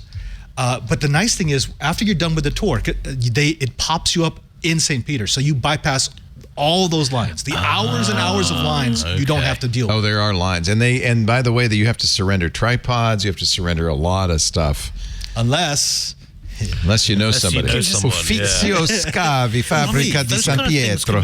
I'm trying to remember the catacombs under Paris. We went down there in the late 80s. That's what that. I would love that was quite something to do this. Oh my gosh! I wish I'd known. Well, we'll have to go back. I just recently found out that one of the tunnels on our property actually is adjacent to the tunnels there. Wow! So I just knocked through the wall a little bit, and I don't know why. This is not a picture of the Pope. I think this is. This is not. This is my. This is off topic. This is my Diablo 4 character. Is that not one ugly brute? That's Francis. I think you could have done better. That's an ugly brute. I like the hat. You should get the hat and are wear you that in the studio. like deep into that game now? Yeah. It's I'm not so that far dark. along. But it is so very occulty. Yeah. Is it as good as people say it is? It's Diablo. If you play Diablo 3, it's just like it. I played like 15 minutes and got tired of dying. I got tired of just mash, because it really is a slot machine. I realized we were talking a couple of weeks ago with Ashley Sketha on the show. She's like World 3. She's at top tier 60, my whatever. Goodness. She played a lot of it. And I said, it's just a slot machine. You keep pushing the button until you get loot. And then you go somewhere else and you push the button a bunch until you get loot. Yeah. Right? I think that's it's the more mechanics about, of it. There's it's not a lot of more strategy. about, no. I completely disagree with that. It's about optimizing your build at the highest levels for really high level content and then farming certain rare elements. By getting loot. Yeah. But the fun is all in how you do your build. That game is so dark. Like, I love horror movies. It's grimmer than it's ever been is, before. They've really. All the other Diablos are just cartoons. Like, this is seriously unsettling stuff. So horror movie type. It really is. Wow. It really is. See, I'm not big on that. Well, don't play this game. Yeah. You're not going to like it. Is it grimmer than Elden Ring? Yeah, sort of. Is it more grindy than Lost Souls or Dark Souls? Yes, definitely. Oh, it's just that's all it is. Yeah. That's what Diablo is. Just grinding. Right? Yeah. See, I'm not a fan of like. It's fun grinding though because it's so grim. Ooh. I have to say, there's a lot more story. They have used their time and probably AI to generate a lot of backstory, a lot of NPCs, Definitely. a lot of stuff going on. In fact, I realized, don't talk to anybody. They're going to give you a job. And pretty soon you got all these quests. If you talk to anybody, it's, my father died on the plains 100 years ago, and we're still trying to get the keys to the house. Wait, are all the quests procedurally generated? No, I think they're scripted, but they're also depressing because you show up and it's like, oh, your father died in a ritual suicide. Watch him just kill himself in front of you. It's pretty horrible. Yeah, it's pretty horrible. I mean, that's pretty normal. That happens. Speaking of horrible, it looks like Canada is going to pass C18. Boo. And already Meta has said, well, if C18 passes, which is a link tax, basically. This is the one where they did it in Australia. Back down like they did in Australia. So this came out of Rupert Murdoch, who said, hey, mate, you're linking to my content. You ought to give me some money for that. To which Google says, we're driving all the traffic to your content, and you want us to pay you? Anyway, legislatures get involved. In the case of Canada, it's now a law. The government says Google and other companies will have to pay for showing links to news sites. Blame Canada. Meta has already said, well, no more news for you, Canada, in any of our feeds. And Google has just announced that they are, in fact, going to remove links to Canadian news. Now, see, how is this good for if you're, the Toronto Globe and Mail? They're going to remove links in search, news, and discover products. You'll no longer be able to operate the Google News Showcase in Canada, so that's gone. Google's basically said bye-bye. Yeah. Okay, so someone on the coalface for this, it's not as bad as it sounds. It all depends on your readership model. So, for example... So you get traffic that's not referred from the search engines. We get about less than double-digit traffic from Facebook. We get less than a third of our traffic from Google. We get a bunch of direct people because they love the site. They come directly to us. Now, yeah, if you're I running... can't tell you how few times I've seen the register.com. Oh, yeah. Try and find us on TechMeme. We're rarer than a virgin in Manchester. But, I mean, it's just like... I don't know anything about Manchester, but I'm guessing that's fairly rare. But I know, like I said, I went to the front page today because we were looking for Twitter stories. Yeah. But normally I just see links or that I follow. And you're right, you're not on TechMeme. You would be referred a lot by TechMeme if... Yeah, no, I mean, for some reason they've got something to believe with us. But I mean, it's like, it depends how you build. But that hurts you. Model around that hurts you if Google search doesn't show you, if Meta doesn't show you, if honestly, TechMeme doesn't show you. If we actually got revenue from then taking our copy and publishing it, which it's kind of reasonable enough, then, we wouldn't have a problem with it. As it is, we survive as we do. That's kind of what happened in Australia, which is Murdoch's publications and all the others got together with Google and they negotiated a fee. Yeah. Exactly the same thing will happen in Canada. Okay. They tried it in Spain. Remember, Spain, that was running for 8 years, and the Spanish publishers were saying, no, you owe us money. They actually levied a mandated payment, and then Google said, okay, we're going to stop. We're shutting down Google Spain. Yeah. And they did for 2 years, and then finally they came back. Spain changed the law, no mandatory payments, and because they realized they're actually providing us a service. Same thing's going to happen in Canada. There's going to be some publishers who are going to stick to their guns because they are insistent that they were right, and the other publishers are going to look at the bottom line and say, wait a minute, is this really what we wanted? I think there's a difference in terms of market, because Australia and Canada are much bigger markets than Spain will ever be. There is a very limited market for Spanish language news, for European Spanish language news, let's put it that way. Whereas Canada, Australia, they've got a bit more clout. It all depends whether or not they hang together or hang separately. So, I mean, look, I truly don't have strong policy positions on this, but just to play a little bit of a devil's advocate here, the reality is Google is one of the largest companies in the entire world, and they have built a revenue model that is about value extraction from a lot of different parts of the industry. I can tell you, as someone who runs a ton of ads and will run literally hundreds of thousands, if not $1 million in ads for 2024, we give them and Facebook a lot of money because their ad tools are the very best in the business. Yep. They've built essentially a monopoly, or a duopoly, I think would be fair to say, that makes it very hard for smaller people in this space to thrive. So don't you think maybe this is not the answer? But, Leo, coming back to the hackers motto that you were putting up earlier, if you look at what went wrong with that vision, it was the big companies like Google and Facebook kind of interceding, extracting all the value possible out of the internet, and balkanizing certain parts of the. I know you shouldn't say that word today, but you know what I mean, like segmenting off the internet and. Why can't you say balkanizing? Value. That's historic. It's supposed to be offensive in some way. To people in the Balkans. Apparently, okay. I don't want to get into it. I apologize to our friends in the Balkans. Oh, I thought you said vulcanizing, treating like a very offensive, very offensive. So so I just searched for the headline of your article about Google, which we're going to get to. Truth. Right. Yeah. And I find the link to the register. I see a snippet. The snippet is not long. It's not even it's not even 3 sentences. It's 2.5. Google accused of ripping off advertisers with video ads no one saw. Now the expert view. That's it.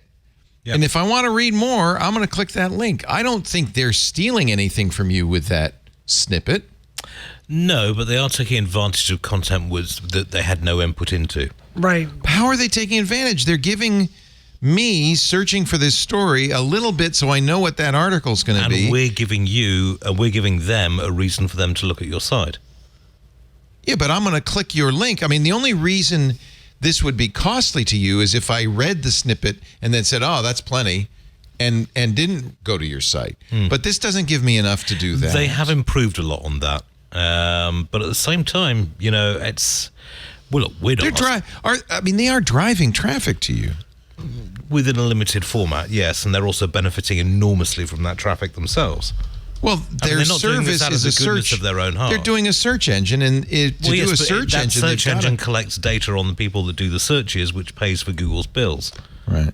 You know, it's kind of like you can't build, as you put it, the best advertising engine in the world Right. unless you've got a hell of a lot of user data. That's exactly And they right. get that user data from register readers, from people that go through their site to the register. It is so specific that I use that information with list matching to like find out what articles they've read, what they're interested in. Like Right. it is truly, when you dig down into it, it is fairly terrifying. disturbing. So look, I truly don't have a strong opinion one way or the other.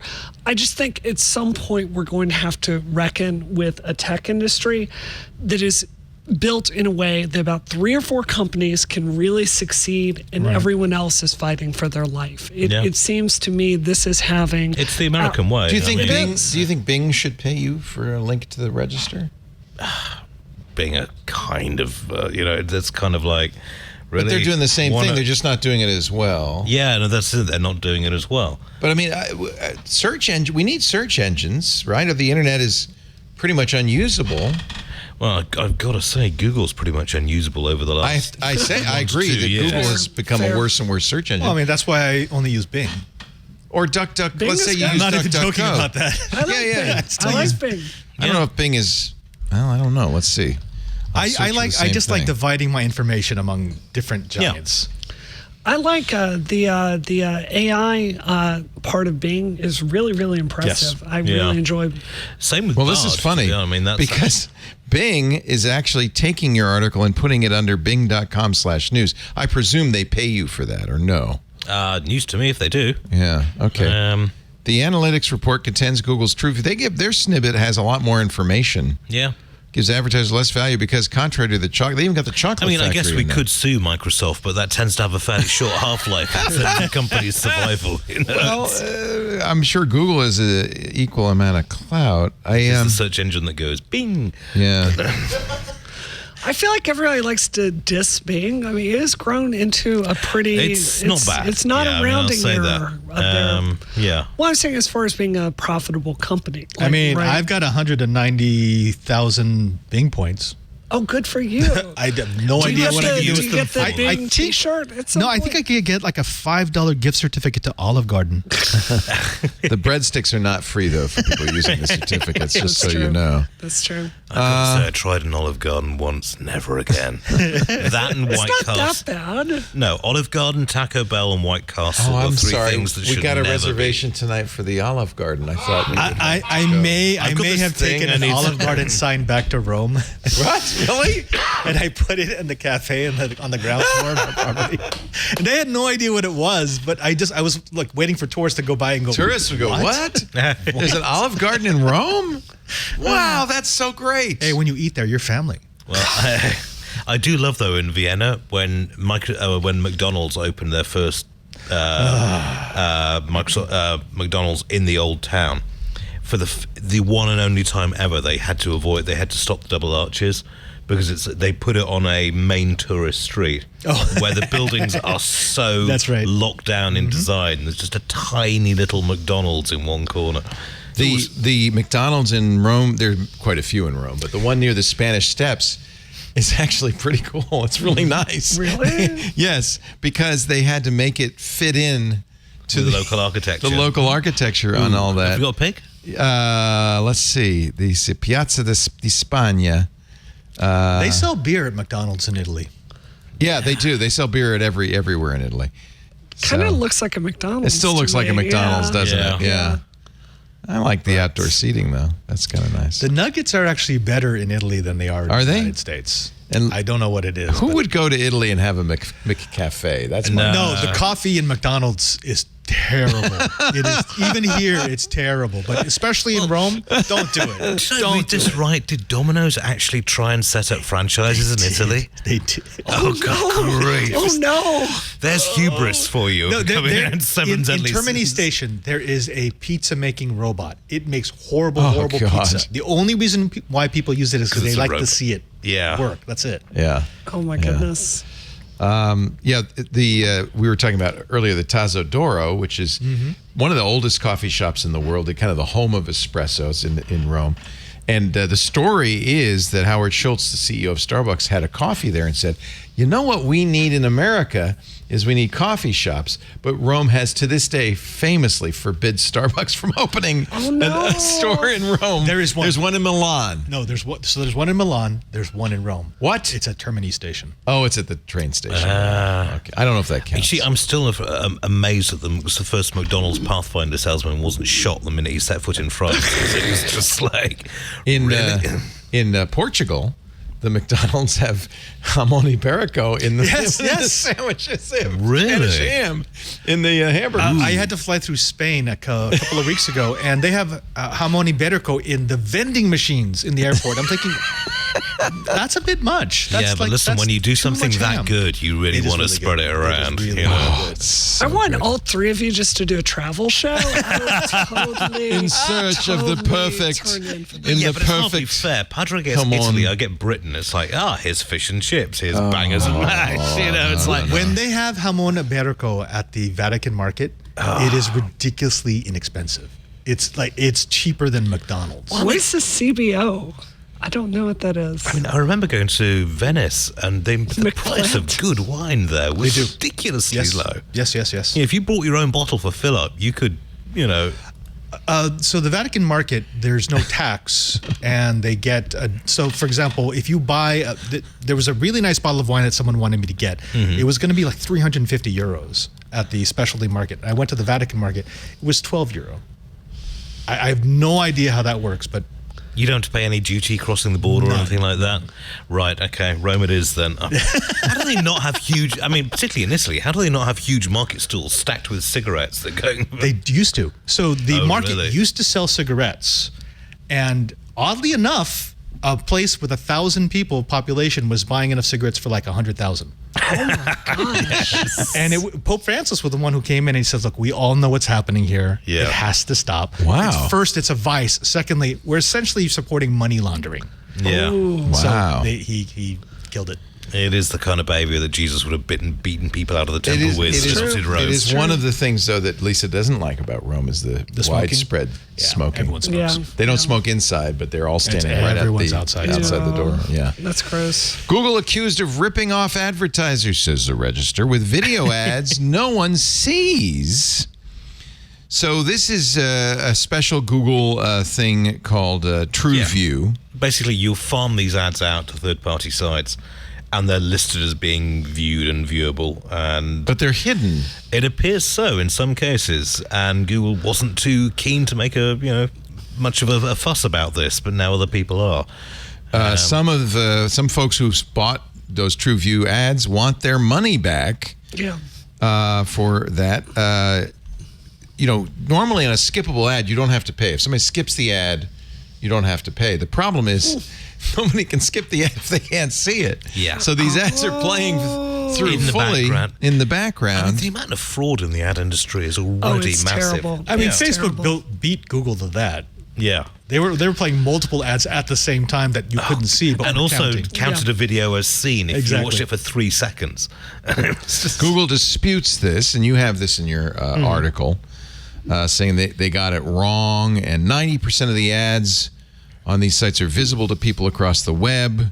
Google has strict enforced policies for third-party partners, and they support third-party verification from other companies like Moat and Double Verify. So To be fair to Google, a good percentage of this is probably Not their different fault. extensions that are running on web Yeah. browsers Yeah. to block pop-ups and block videos and autoplays. well, get ready Since you because mentioned YouTube That's the segue. has decided that they want to start blocking ad blockers, and they are testing right now. A number of people posted this on Reddit. Ad blocker users, they're saying you can only watch 3 videos and then it's out. Good. I know it's an unpopular opinion, but I think you've got to support the media. I completely that you agree. I'm watch. okay with this. Yeah. I am People totally are okay with this. are hugely upset because Google is trying to block ad blockers, but they want Google for free. 100%. You're basically stealing it, YouTube, right? There was a sign also that Google getting smart about this, because they didn't say, well, okay, you should therefore subscribe to Premium. They said you should subscribe to YouTube Premium so that some of the funds that you send in will actually go to the advert. That's a much more compelling argument. It says, quote, you can go Give us money, ad-free we're with poor. YouTube Premium, and creators can still get paid from your subscription. Though they do not get paid that much. No. Well, they get paid enough. Mr. Beast makes $40 million a year on YouTube. Yeah, a lot of that's through side deals. I mean, I was looking at I have a friend of mine that was sharing with me the analytics that he gets, and you can have a video with 1 million views and get paid less than $2,000 for it. Yeah. So it's I pay for YouTube Premium. I do too. I turned off YouTube Music once, and my family came screaming to me saying, what have you done? And it wasn't the music, it was the videos. YouTube, I think, is almost unwatchable without either an ad blocker or Premium. I watch it without either, and You don't mind the ads? really No, I mean, honestly, if it's a site where I'm trying to support the site, like this one I watched called Adventures of an Old Sea Dog about a pensioner who's sailing around the world. So you know that ad money's going to the old sea dog. I will cheerfully sit through and do something else while the advert is playing. And You're not actually watching the ad. No, of course not. Okay. I completely disagree. I think YouTube, look, my money I spend every month on Hulu, maybe that's a good deal, maybe it's not. But the YouTube, it YouTube, definitely is. Yeah. that is the highest value I get from any subscription I just service. wish because if it's a content maker that I enjoy, I will sit through the ads. Sure. Yeah. 100%. I wish there was a way to set up YouTube so that it would front load them. Right. I would prefer that you give me 6 ads in a row. And then let me watch the video. let me watch a thing rather than taking a break every 3 minutes. Yeah. No, that is really annoying. Yeah. But that's why YouTube Premium is worth it. So much information is in YouTube nowadays. Like, it is truly the public I completely commons. agree. Like, everything from from working on a Porsche restoration project and trying to find some rare documentation, YouTube video, right? If you're studying for Absolutely. this show, YouTube video, political coverage, YouTube video, rare music, YouTube video. You know what? I use it of the pronunciation of companies that get cute with the spelling of Oh, their yeah, name. we do that all the time. I have to go That's watch YouTube. their video just to find out How do to you say pronounce your name? So, but we're in a similar position where we offer a free product if you watch if you're willing to put up with ads, and for $7 a month, you don't have to have the ads in our club. That's fair enough. Honestly, that's the only tenable way to survive. Sure. I'm always amazed by people who say, "Well, I don't want ads and I don't want to pay. I just want it for free." That's but why I'm a loyal we're in fan. this- I'm a loyal fan, and I love you, Leo. I just Well, want I'm to not talking about I mean- Twitter, but just in general, that's why the internet doesn't work. That's why Yeah. Reddit is doing what it's doing, is because people want free without Now, ads. the number of emails I will get from just like, I come to your site and I pay your wages. You should write this. And it was just like, really? You're paying I'm sorry my about wages, that, by the though? way. I knew the writing style was similar. It was Frank. Frank was really the one who was was very saying upset. that. He does it in about all in caps. That's how you know, right? That's the giveaway. Okay, but just to be devil's advocate on this, so look, I am on record. I think Jack Dorsey took a left turn somewhere. Is not maybe at the best of his thinking right now, but a lot of the stuff he's working on with some of his alternate things, it is this Web 3.0 vision or whatever they're calling it, where it is microtransactions, Bitcoin, like thinking about paying as you go for content with these ultra micro transactions. So I don't Hasn't believe crypto in been that. poisoned at this point, Look, though? I'm not a crypto advocate, but I'm saying this is someone that's thinking trying to about that do it. problem. Yeah. Do you think there's any validity there in a model like that? Like, I know intuitively it's wrong. Well, we got to do something, no. right? I mean, Because we want micropayments Reddit, makes we a want certain amount of Twitter, sense. we Yeah. want YouTube. Apparently, people aren't satisfied with either watching ads or paying for it. So maybe Right. there is some. You know, the weird thing I've noticed, though, in the last year is that micropayments are working for a certain kind of, I don't want to use the, SHIT poster. Someone who will go round and broadcast themselves insulting people and will get tips from people as they do it. That's working. Wait a minute, really that's a well. job? What? Yeah. I missed my calling. Well, the really the big ones are the really racist and homophobic ones. And people pay them to do that? They will pay tips on a show. Oh, well. What? That, It's honestly, just- that's why so many weird, kind of like the creepy, OnlyFans racist, model, right-wing but- yeah. broadcasts exist. AM radio discovered this. The only way to make any money in AM radio, which is a failing medium, is to have extreme right-wing content on it, starting with Rush Limbaugh, and then it's gotten worse and worse and worse. And people are so devoted to that content, they will stick around. They will. Well, I mean, there was a support lovely it. quote from biographer of Rupert Murdoch where he said, if you could do Fox News but for the left, would you do it? And he goes, if we could, but we can't. There's So, you know, cheapskates on the left. That's the problem. So wait, hold on. No, Yeah. you get paid for extremist posts, extremist tweets. You're telling me that I could get paid for the 9 out of 10 tweets that I don't send because I look at it and go, no, that's too That's much. money you're leaving That's on the too table. The problem is the money you're getting is from extremists. Can I don't- you live with that? Yeah. you Well, know. I mean, I'll take their money. I'm a Jesuit. I could figure out some sort of justification. Live from the Vatican, now we have swearing at tourists. There's with Padre. spiritual laundering as well. I can move it through a couple of intermediaries. There's a long history of So that. what about this as a revenue model? So as I've been really, really researching for my job, Kick and Twitch and Rumble and all these platforms, one way they support their shows, this is really interesting to me. There's a major show. Gambling. Not gambling. This is actually ethical, I think. Okay. So super chats are a non-trivial part of a lot of these large streamers' revenue. So the way it works is you have a fan out there that's watching your show live, and they really, really, really want to have their say on it. So they will spend, $100, $200, $500 to have you read a message from them in the middle of your show, and then it's pinned to the top of your live chat as you're going. I think this is an interesting model because it's audience participation. They have skin in the game. I kind of don't like. Well, I mean, I guess I that's don't what we're like doing any with of Club it. Twit. I Yeah. kind of don't like something that. I feel like everybody who consumes the content should support the content. Sure. And I'm not sure I like a system that says only the most extremist, people who are so devoted, super fans, they have to pay for it. But I guess they're willing to. Yeah. So that's the advantage of it. It tends to And- be thoughtful comments. At I mean, least in my I would say that's what experience. Club Twit is for super fans, Yeah. right? If you're a super fan. That's an interesting, yeah.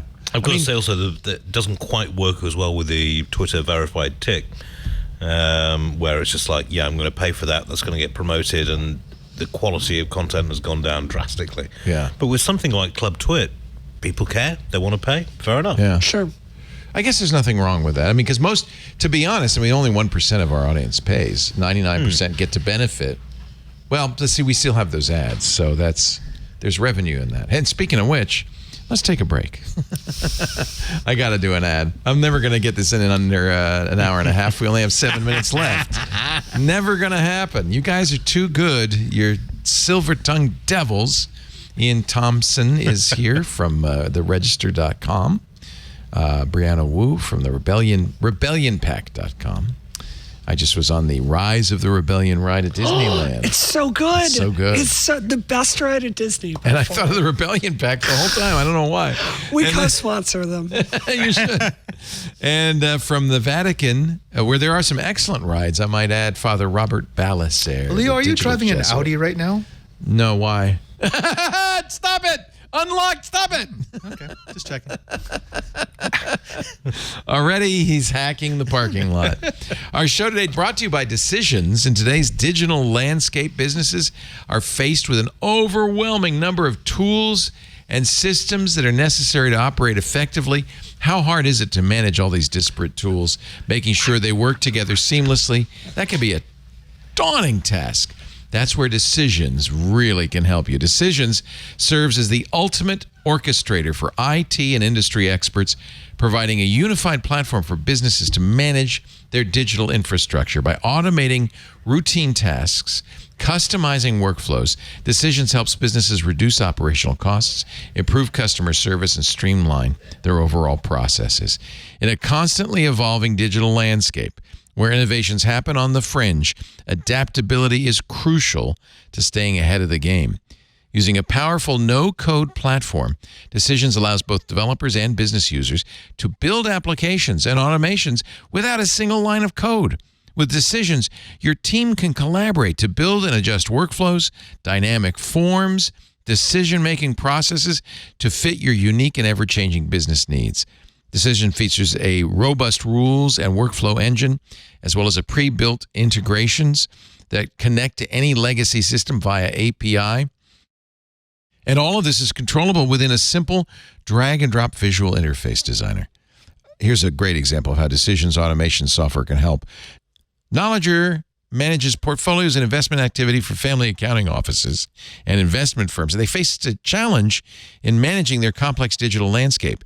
Decisions provided complete system integration, which allowed Knowledger to pull data from any database and communicate with every system and application in their process. This enabled a pain-free solution to managing their portfolios, streamlining operations, and improving their customer experience to keep ahead in the financial industry.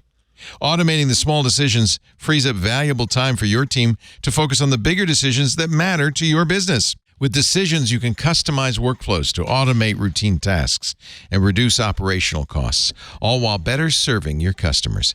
Managing a fragmented digital landscape is essential for businesses to remain competitive and successful. Decisions offers a powerful no-code solution that unifies business practices and makes managing your digital landscape easier than ever before. Discover the power of Decisions today by claiming your free demo at decisions.com/twit. In today's ever-changing digital landscape, managing the numerous tools and systems businesses need to operate can be a hurdle to growth and efficiency. Decisions no-code automation software simplifies the complexity of managing multiple systems, allowing businesses to unify their operations, reduce operational costs, and drive company growth. To learn more about Decisions no-code automation platform and claim your free demo, visit decisions.com/twit. That's decisions.com/twit.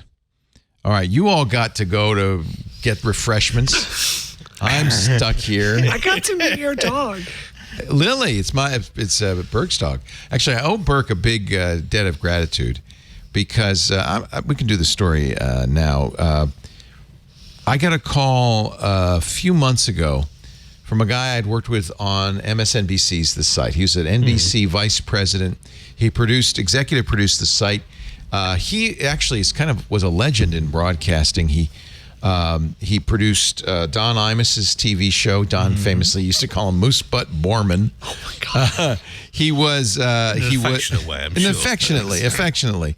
He was original staffer on Nightline. Became executive producer at ABC. Created World News Now, which the Wiz is a regular on. Probably you would know his work best at CNN. Do you remember the holographic correspondent on election night? Yes. He invented that. He was a very technical guy. He was a very, very smart fellow. He did Newsnight with Aaron Brown. He worked for Vice President Gore. He actually ran Gore's Current TV. When he was at Current TV, he created The Young Turks. Okay. Which you might have heard of. I work with Cenk. Yeah. Serial entrepreneur. Yeah. He had been working as a consultant for many years. He lived up a little ways in Healdsburg. I knew him because I worked with him at the site. He helped develop the site. I've told many stories about him. He was a really great guy.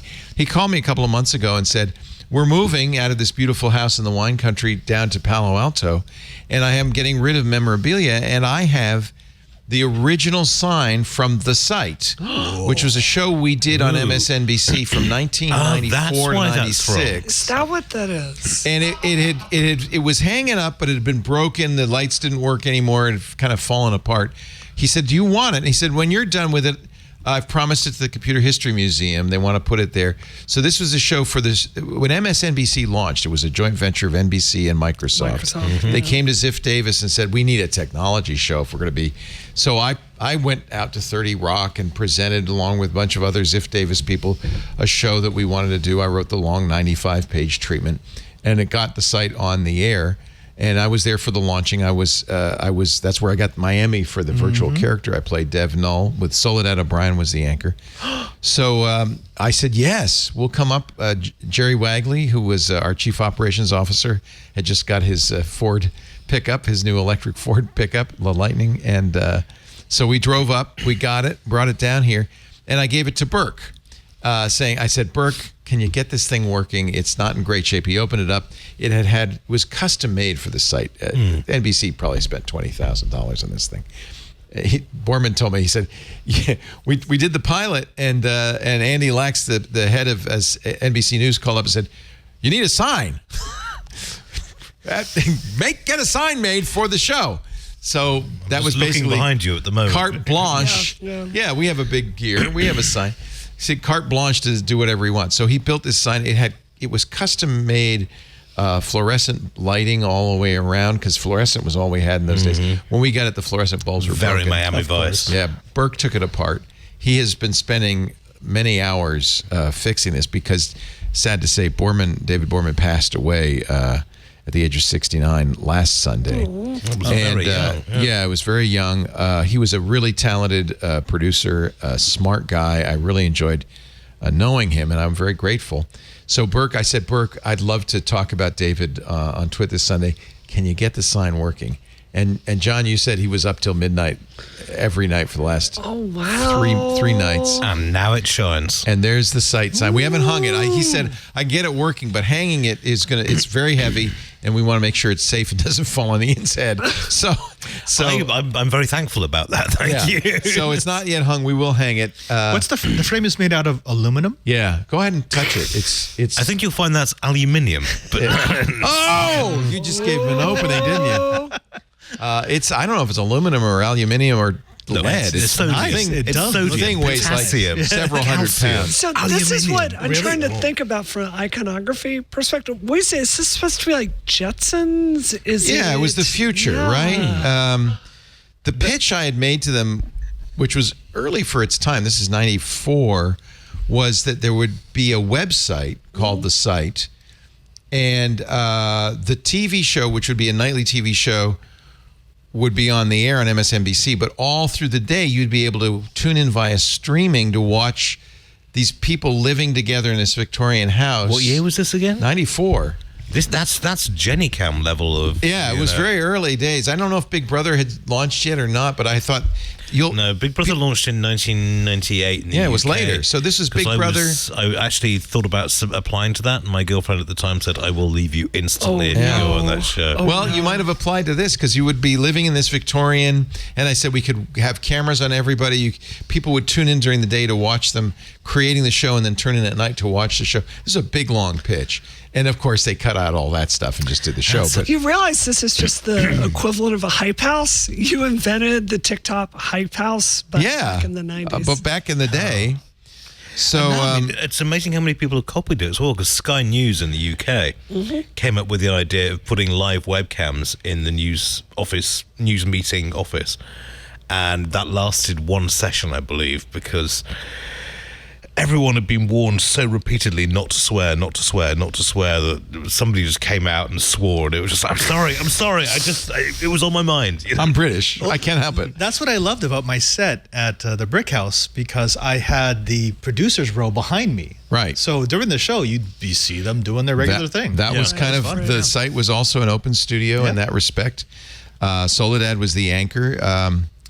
Yeah, and you see, this is the logo. It was definitely... Look at that. I was called out Christmas 1994 to pitch them, or maybe it was Christmas 95. Yeah, because it launched in July 96 to launch this.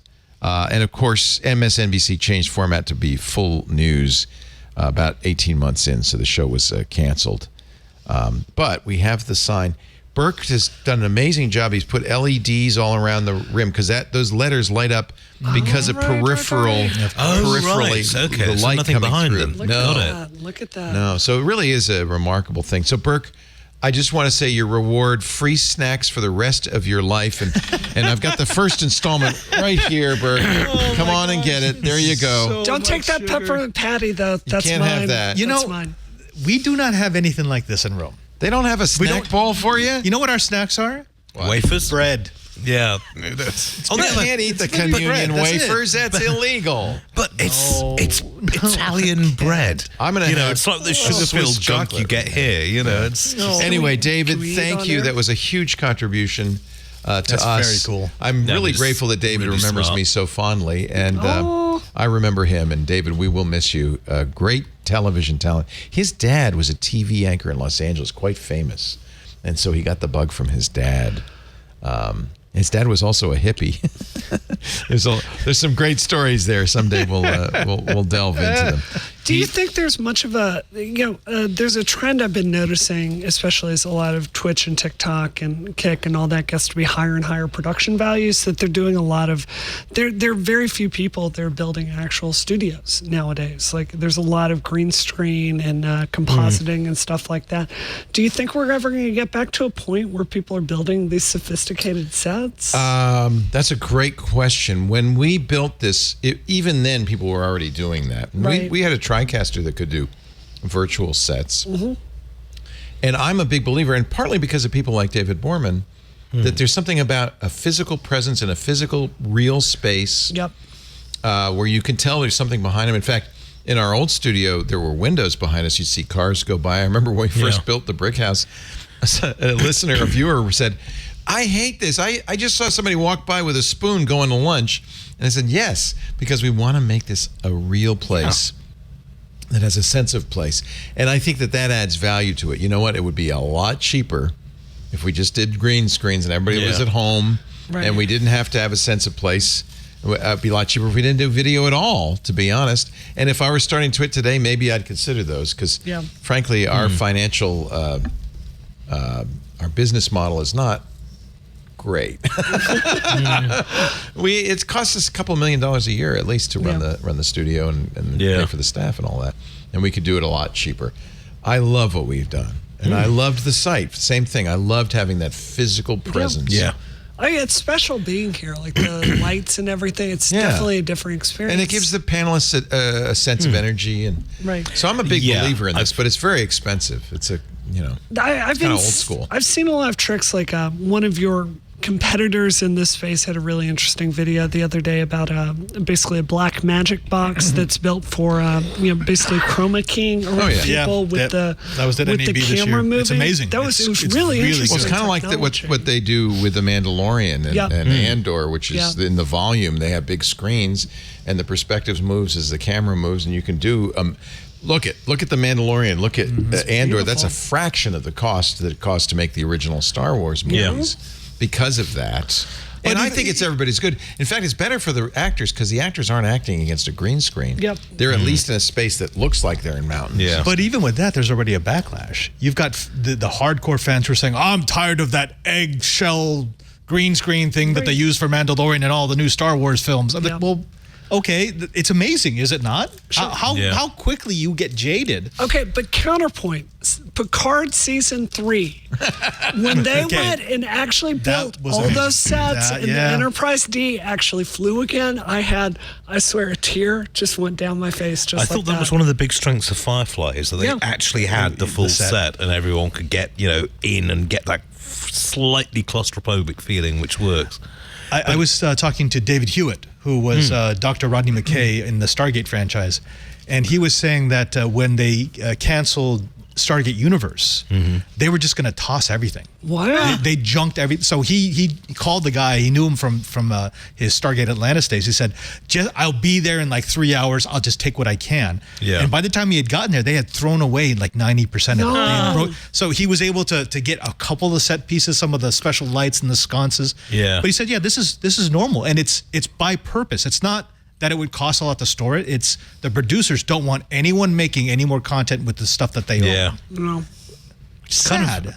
Well, it kind of reminds me of, I was watching The Imitation Game on the flight back from New York, and it was just kind of like, it's kind of like the end of Bletchley Park, where it's just like, right, we need to stop anyone knowing about this, therefore we're going to destroy it all. Yeah. Even the reputations of the people like Tommy Flowers and Alan Turing that made it. So that's what made the Empire so evil. That they wanted to shut down all the copies? Oh, actually, no, it was the rebellion where they had to let those people go in to die because if they told them, they knew the guy who was embedded in the Empire would be. Never mind. That's what made the rebellion so evil. There's a really good, Jeremy Norman's historyofinformation.com. Look at this. A really good piece Yeah, we do have the Death Star plans. Many Bothans died for that floppy disk. I did love the Rogue One review. I think it was CinemaSins that did it. Just like, if you're really into file formats, they take the plans, they put them on a videotape, they put them on another thing, they broadcast them again, and then they put them out I again. saw that. I'm like, that's really good InfoSec. That's a good policy. Sure. Honestly, I still think Rogue One is one of the top 3 Star Wars films of all time. But, Look, the way that it worked, where it had half of it on one, that's just good page tabling. So. Hey, speaking of good old days, Ethernet, 50 years old this week. Yeah, way to feel old, Wow.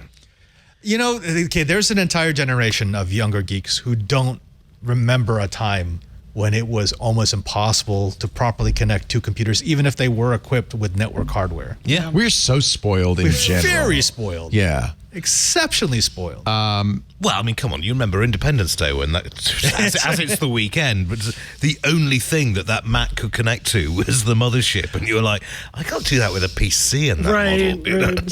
Well, one of the big conference that I used to do, Interop, for years and years, it was based on a foundation of engineers, not the companies of the engineers, but the engineers getting together at a cafe in Monterey, bringing their hardware and deciding, how do we make our boxes talk to one another? Right. We just now assume that if you buy a switch from Cisco and a switch from Juniper, that they're going to talk to each other. No problem. But back then, you actually had to write custom software. And it was that movement where that kind of led to, let's just do Ethernet.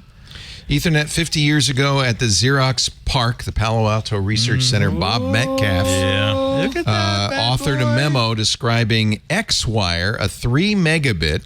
By the way, 3 megabits in 1973 was crazy. Like no one will ever need all that.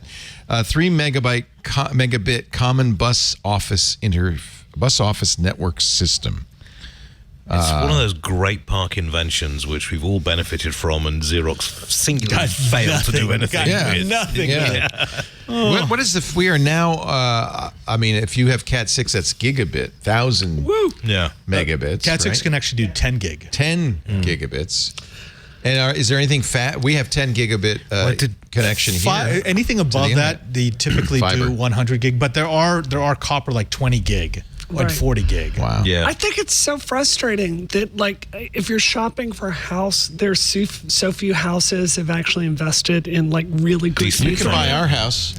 I'm good. I have one house in Boston. We had a guy a couple of years, actually it was because of COVID, and everybody was working from home, and the kid was going to school from home. We had a guy crawl up in the attic and drop Ethernet. We did it We have too. Ethernet at every desk. Sure. We have Ubiquity, and we have very high-speed Wi-Fi, gigabit. It's a nice setup, I have to say. It's just weird how few spoiled. people, like, it feels like Ethernet is less and less relevant, right? It's harder to get. You can still buy a house with post and tube wiring, let me tell you. 100%. So it takes a while. Yeah. Well, you say that, but my mentor in the UK from PC Magazine, Guy Cuny, God rest his soul, was one of the few individuals who actually managed to blag a PBX setup and run it in his house. And he used it for running phones to the toilet, to the office. Was it asterisk or was it something? It was just Was it a box? It was basically thing that Because a lot of people Trix did that. box, yeah. It's it so was funny because nobody does even Trix boxes anymore. Don't have to. That was the thing, right? Was have a wireless is PBX good in the enough for house. most people. Yeah. You know, for the 20% has a of phone us that anymore? want wired, Yeah. you know. Am I the only one who looks funny at people who call themselves true geeks, but then they say, "Oh yeah, I've got Wi-Fi, so that's all I No, need." I'm totally judging them. Yeah. I Right. don't, If you you're don't not have a one wired of us. connection, I'm just assuming you're not serious. We don't know you. We don't know you. You can't sit with us. Wow, this is a hardcore group. No, but I'm with you. true. It's kind of like if you receive a press release from someone with a Hotmail address. Oh, yeah, that's bad. My husband has a Hotmail address. No. I've been trying to talk him. We got married for 15 years. Oh, I good cannot get him to grief. get rid of That's this. hysterical. I reopened my Juno address. Now, you know what that is? It's now Twee Retro. It's like, oh yeah, Juno, yeah. I wonder if I could get my old CompuServe handle back. I'm pretty sure I could get my old... I know you remember yours. I know you know your name. I do. I don't remember 75103, mine. 5156. We should have just stopped at CompuServe. just Everybody, I'm not a number. I'm a man. UK is at it again. The UK regulator stopped the Microsoft acquisition of Activision Blizzard, Yep. and now Now they're thinking maybe we should halt this Adobe acquisition of Figma. Yeah. $20 billion acquisition of a web-based design company. I don't know on what grounds, but they're just saying, well, maybe we're going to have to, they said this on Friday, we're going to have to make a deeper investigation because it could, quote, reduce innovation. Well, I got any success in technology reduces innovation. Okay, but look, do you really think, like, I spend, what is it, $50, $70 a month on stupid cloud services for Adobe because I spent, 15 years developing my Illustrator skills. Right. I need access to that program. I think there's another multiverse out there where Adobe did not acquire Macromedia. That's a good point. And they were forced to not have this monopoly in the space.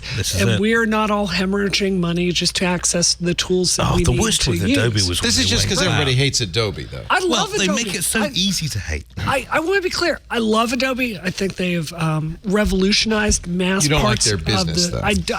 though. I think I'm talking a very specific competition argument here. That the fact that they bought Macromedia, what was that, 2000 something, 1998, somewhere around there. Then, yeah. The fact that they bought that, they bought out the competition, and that left no one else in that space to really put forward a first-class quality model. Yeah. Don't text me after the show is over talking about Pixelmator. I love Pixelmator, but it's not Photoshop. And, for all its benefits, GIMP has some serious weaknesses. 100%. So you look at Figma here, and here's a tool that has really become it's a staple of graphic design. And you could make the case that Adobe bought it because it was going to kill them. Right. Or limit competition. And so they wanted to get Figma out of the game. Right. Because otherwise, who would pay for a Creative Cloud license? Right. Yeah. Well, it's just the same as, Facebook buying up Instagram or Cisco buying up absolutely everyone else. So in maybe the UK space. regulator has something here. Yeah, honestly, if you actually had some decent market regulation in this country, things would be a lot cheaper. Yeah. Telecoms, that's true. internet provision, a whole bunch of health services. It's. I have to recuse myself from this discussion because the co-founder of Adobe was a Jesuit. Was he? Which one? Chuck Geschke. No kidding. Was he a priest? No, he didn't make it to a monk. priesthood. He was a brother. A brother. So he didn't make it a priesthood. Yeah, he founded a multi-billion-dollar company, but it's like he really let himself down on that one. That's it. I did not know that. It's an interesting story. Did you see what the Basecamp guy was talking about this week as far as the Figma deal? DHH? Talking about, yes. Or, David was talking Hanamaya about Hansen. how he was basically prohibiting anybody that works at Basecamp in their pipeline from using Figma. And I was really stunned by that. I'm like, if you have professionals, I think you should be able to use the tools that are best for your workflow. I found that really surprising. He thought he could get the best work from people. I have been trying to break more of our organizations away from Creative Cloud because a lot of them actually can't even afford Creative Cloud. Right. Yeah. So like for video, finally DaVinci is decent. It's free, and you can actually buy the more advanced version without having to pay a subscription. Right. For photo, it's still GIMP. It's most accessible. But, I look at how much money we pay for Creative Cloud, even in our small communication shop in Rome, and it's ridiculous. Well, I mean, and this comes out to what you were saying in that, when Adobe shifted from being able to buy the software to having to rent it, it's led to some massive disparities. So that at one point, it was actually when they were still selling it in Australia, it was cheaper to fly from Los Angeles, to fly from Australia to Los Angeles, buy a copy of Adobe, and then fly back to Australia. Wow. And then they jacked that up further when they insisted on cloud How many licenses do we have? Benito, do you know? We probably have 8 full Creative Cloud licenses. Every editor has a full license. And so two seats per license. Yeah. Six to 8. Well, my favorite is the so they do the introductory pricing. So it's $30 a month, but then you get to the year and it goes up to $59 a month. Yeah. So every year you have to actually they've automated it. It used to be you had to call and threaten to quit, and then they'd give you another year. Right. Now you threaten to quit on the website, and then they forward you to another page saying we'll give you another year at this. But if you don't do it, If you forget it, automatically get jacked up. But the old model, I don't know if y'all remember this, but like I remember when Illustrator 8 came out, right? You would really go and look at the new feature set and you'd be like, okay, we have gradient meshes this year. Yeah. This looks like innovation. You would read the magazines like arguing whether it was a good enough upgrade. And you would make a decision every year about which Adobe products were worth your money. I'm going to do PageMaker this year, Go Live this year. You know, it was, I feel like that was an era where they really were forced to bring their A game every single time. Yeah. I don't think that's really the case with Creative Cloud today. There are at least 2 people in our IRC who are using old versions of Photoshop 6 and Photoshop 7. But they're not going to be able to do that much longer. I have about 30 copies of 5.5, which is the last version. That was a good version. It was a very good version, but the only thing that's missing is it doesn't handle some of the newer file formats, which is it's a large bummer. Photoshop file format. Yeah, and the other problem is to use my legally purchased copies, I actually have to hack them because they've deactivated the activation service. Oh, good grief. Oh my gosh. Leo, I mean, like, you're a serious photographer. You can't do like raw file format and stuff without Lightroom. Like, you really do you totally need can, that. but you have to have something else. Well, what other alternatives there's are tons there? of them. What's the one I use? I can't even remember the name of it. Absolutely, there are ways to do it. And more, what's really interesting on the Apple side is there are iPad apps like Affinity, the Serif company's Affinity Photo and others that are kind of, I think, eating Adobe's lunch.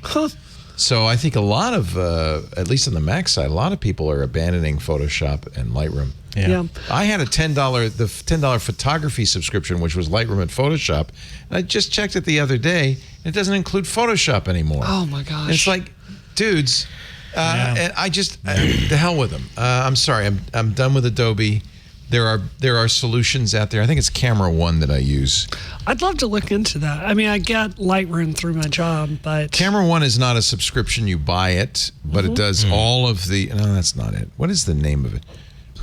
Ant is gone, isn't he? Somebody was going to tell me what I use. Capture One, thank you. It exists. Not Camera One, Capture One, thank you. Chat room knows more about me than I know because I've forgotten almost everything. Capture One is, let me see the pricing because I think it's fairly expensive. Yeah, they do have a subscription, $18 a month. I would pay $300. But you can get a $300 perpetual license. Yeah, that sounds and great. it handles all the raw file formats. So if you really want something that is kind of very similar to Lightroom. Sure. To be fair, some of Lightroom's like AI tools are pretty good nowadays for like removing and stuff like that, for masking. There's some really good stuff out there. But then Adobe now has their they added AI Firefly and they have outpainting and but they're in a struggle. That's why they spent $20 billion to buy a website, basically, to buy Figma. Be interesting to see what happens. So much easier just to buy the competition than actually innovate. That's exactly. They've got the money. They've got the money. And that's, I think, what the regulators are. Well, yeah, exactly. And I mean, we've seen this where you get this oligopoly of companies just running specific. I mean, Microsoft funded Apple for years just to avoid this kind of antitrust stuff. Yep. You've got 3 big telcos in the US controlling mobile phones. You've got 4 or 5 ISPs, if you include Sonic, which I usually do. There's a very limited competition landscape here, and for years it's been like, let them merge. I mean, look at the JetBlue merger that was just going to go through. Yeah. No benefit whatsoever to consumers. So, yeah. Doesn't it make y'all sad to a certain degree that, like, Apple used to really have their own tools in this space? Like, Final Cut was really, really, you didn't get taken seriously as a production person unless you were using Apple. That's absolutely true. Like, Final Cut, Motion, I understand, was never as popular. But Apple was really invested in bringing their own, like, pro sound and video editing tools for a while. And those are just not as important to the industry anymore. Like, you've really got a near monopoly with Premiere, and I think that's really unfortunate. Do you have an iPad? Yeah. I would look at, I think the iPad Pros especially are really becoming the choice for photo editing. Really? Because it's touch, it's kind of natural. The iPad Pro screens are spectacular. Better than most computer monitors. This is a very good photo editor for the iPad. Photomator 3.05 just came out. does 600 raw file formats, and I think it's cheap. I can't remember how much, but the Pixelmator folks really do stuff inexpensively. Yeah. So there are a lot of stuff out. I'll definitely out there look at that. Yeah, I find that the alternative, the Mac and the iPad alternatives, are really as good as Lightroom. The problem is you don't have the digital asset management, which is a big part of Lightroom. That's really nice. I just use Apple's Photos for that, and it actually works fine. That should be a new Twitch show. Content creation with nothing but free software and services. I love it. Yeah.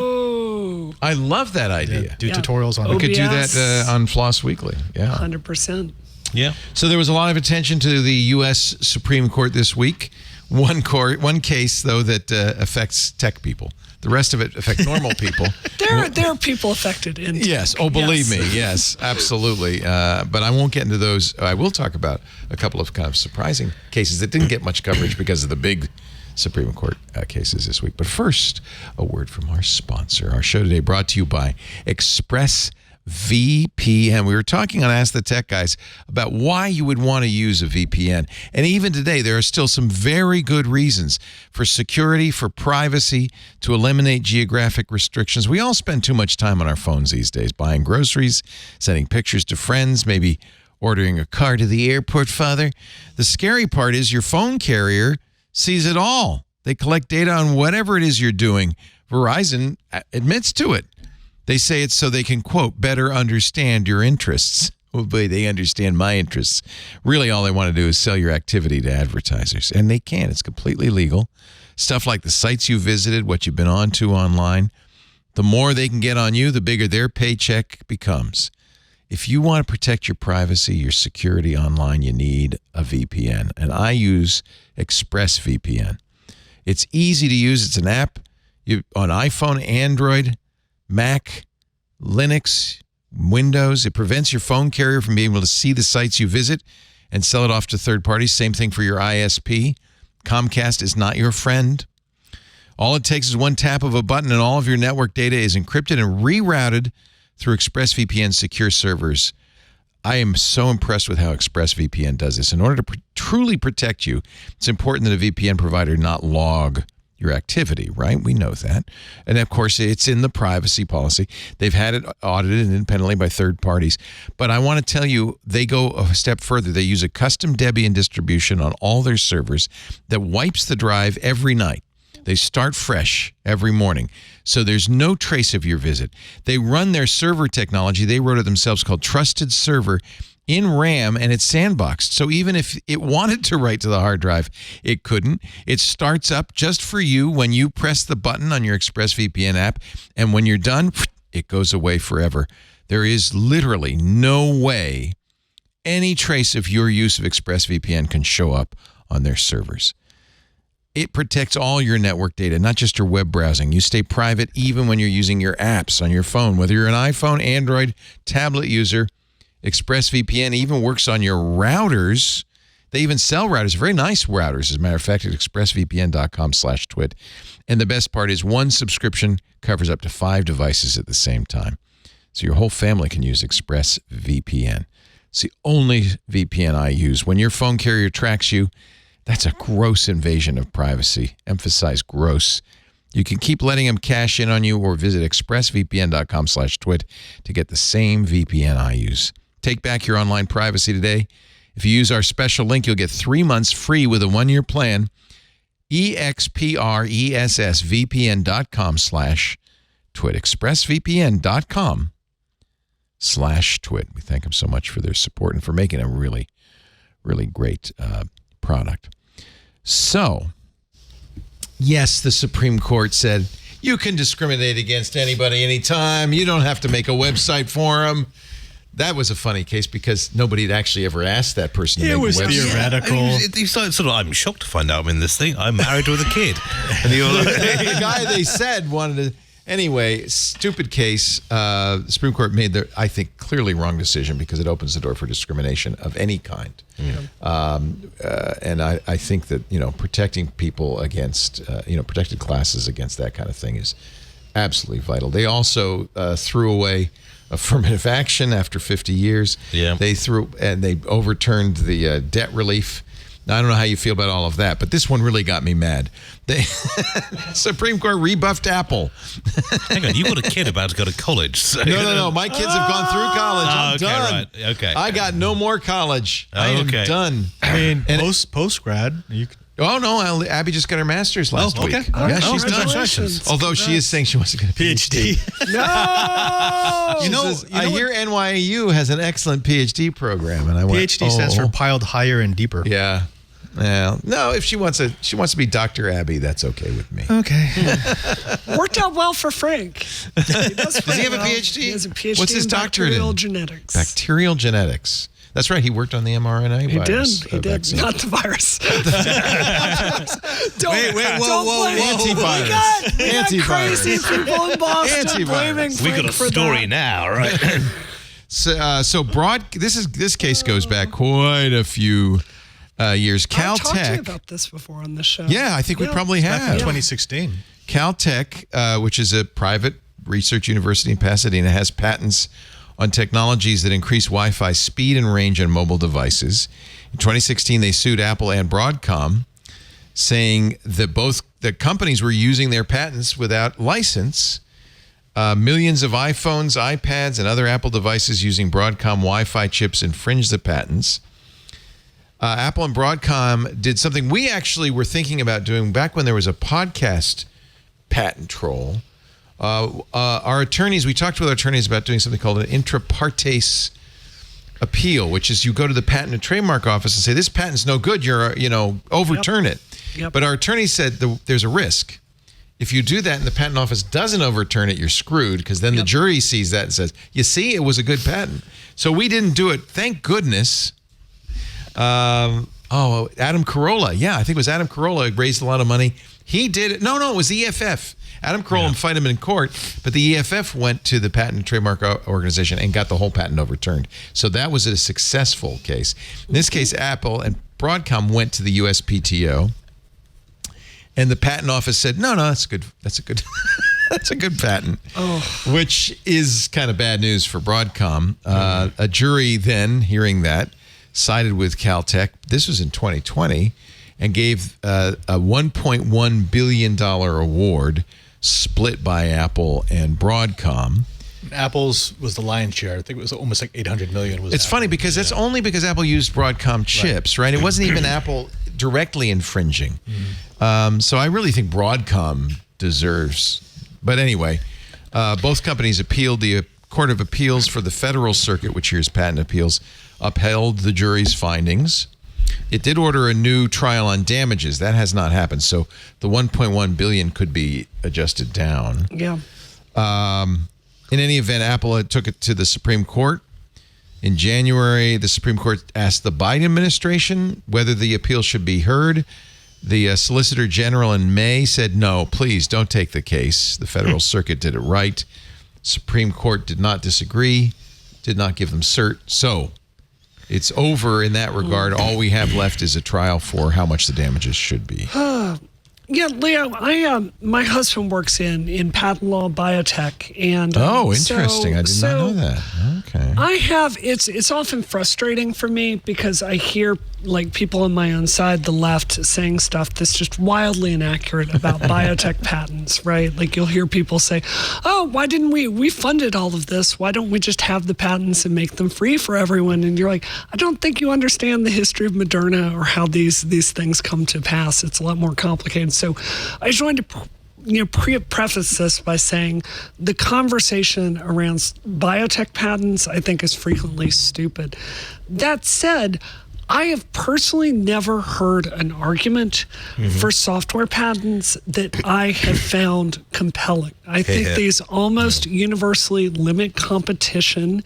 And when I read like the limits of what Frank does with his job, it's like a certain target protein. It's a certain like formula that they're using. It's a chemical process. It's so precise, and it's something that they've spent, incredible amounts of money, like eliminating others to find the one that works. Right. So I think there's a valid economic argument for patenting that.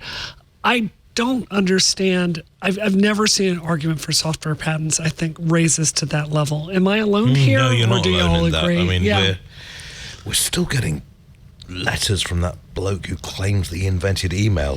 Oh my 10 God! years after. He's still going after you. He's still going Is this after the guy people. that ran for office in Massachusetts? Yeah. He's crazy. Oh yeah. Yeah. No, I mean, You're going to get us sued. He's nuttier than squirrel droppings. It's but, Brianna I think you could say he's nuttier than squirrel droppings. Brianna Wu's That's a matter of opinion. Yes. Crazy. Okay, yeah. In the Listen, sense of he's nuttier claiming than to squirrel invented droppings. email Yes. decades after the first emails were sent. He might even manage But he has the piece of paper, so therefore. He has a piece of paper from it drives me nuts. He has a bus. He drives around Boston saying he's the inventor of email. He actually sued Tector because he Tector claimed that he did not invent email, and back in 2017, a judge dismissed that lawsuit against Tector. goodness. But that hasn't stopped Shiva Ayyadurai from continuing to assert I'm not a fan. that he invented Okay, email. so the from the tech side, the tricky thing about the Caltech patents is it's an interesting idea, Sure. but it would have no real world application if Broadcom had not made their FBAR filters. So the FBAR filters are it's the actual device that takes the frequency filtering that the Caltech patents apply to and makes it something that you can actually use. Right. So yes, they did build upon Caltech's work, but it's not as if Caltech actually made the filters. Right.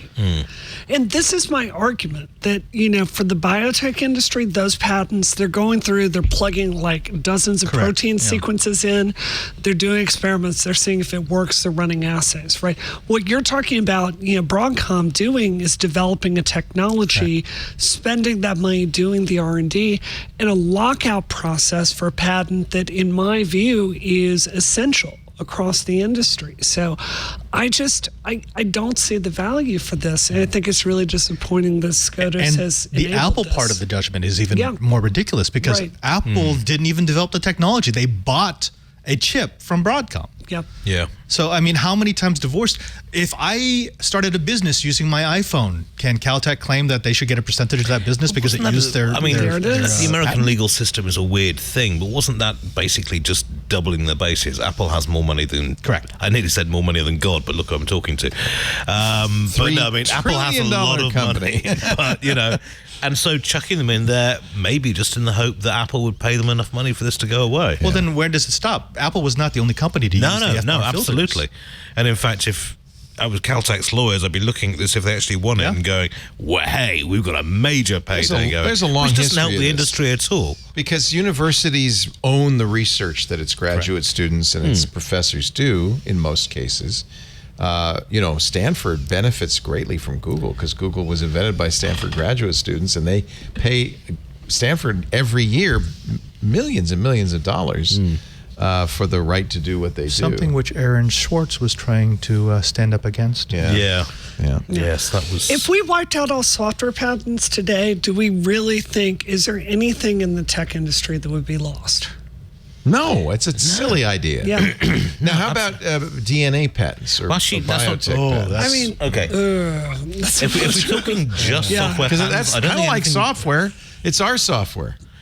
I mean, I think the I thing can that see would you be on lost that. if we got rid of software patents was all those lovely summer houses that lawyers have.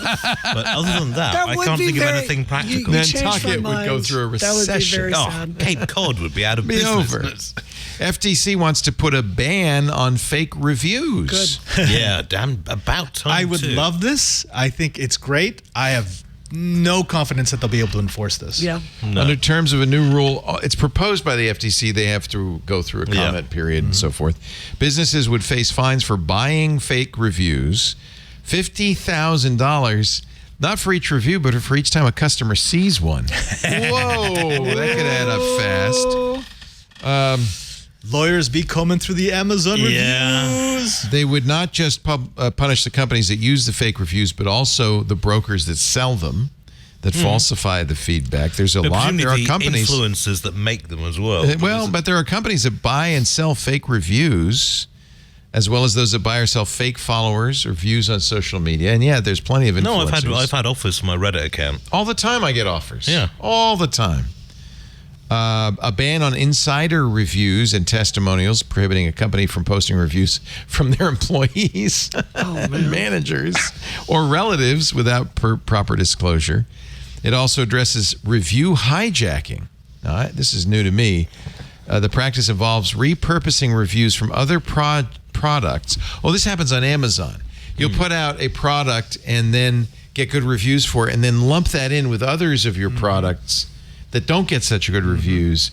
So you have to sometimes really pay attention. You'll see a review on Amazon that doesn't apply to the product you're looking at. That's review hijacking. Well, we'll see. There is going to be a comment period. I think, Google, Facebook, Amazon, Yelp all hate fake reviews, right? We all hate fake reviews. But again, how are you going to stop it? And the real issue is generative AI can create fake reviews at lightning speed. Oh, I know. This is the problem. I mean, you thought Google was bad now. Wait until SEO featured AI written stuff is just spammed out across content farms. It's going to be a nightmare. I will write you a fake review of This Week in Tech for only $5 left. Thank you. But you're right. How do I get busted then? Well, fortunately, she said it on the air. She said it on the air. But I mean, look, if someone is going to say, hey, you know what? I would love for you to post a review because I know you've had a good experience. And Is that a fake review? Is that a fake review? No. Right. No. Or they say no family or friends, but okay, how far out does that go? Is it an acquaintance? I get emails all the time offering me like $50 for a good review for Oh God! or a free product. Yeah. I mean, so I did a quick experiment. I've been away for about 10 days holiday, and did a quick experiment and started monitoring my inbox with the out of office things. Over a 10-day period, I got I think about 17 emails offering to pay to stick stuff on the site. I also got only one PR who actually read my out of office email because I put a line in there saying, just to check if anyone's reading this. What is the SP velocity of an unladen swallow? And only one person actually replied with African or European. 5 people replied with repeating pictures over the holiday thing.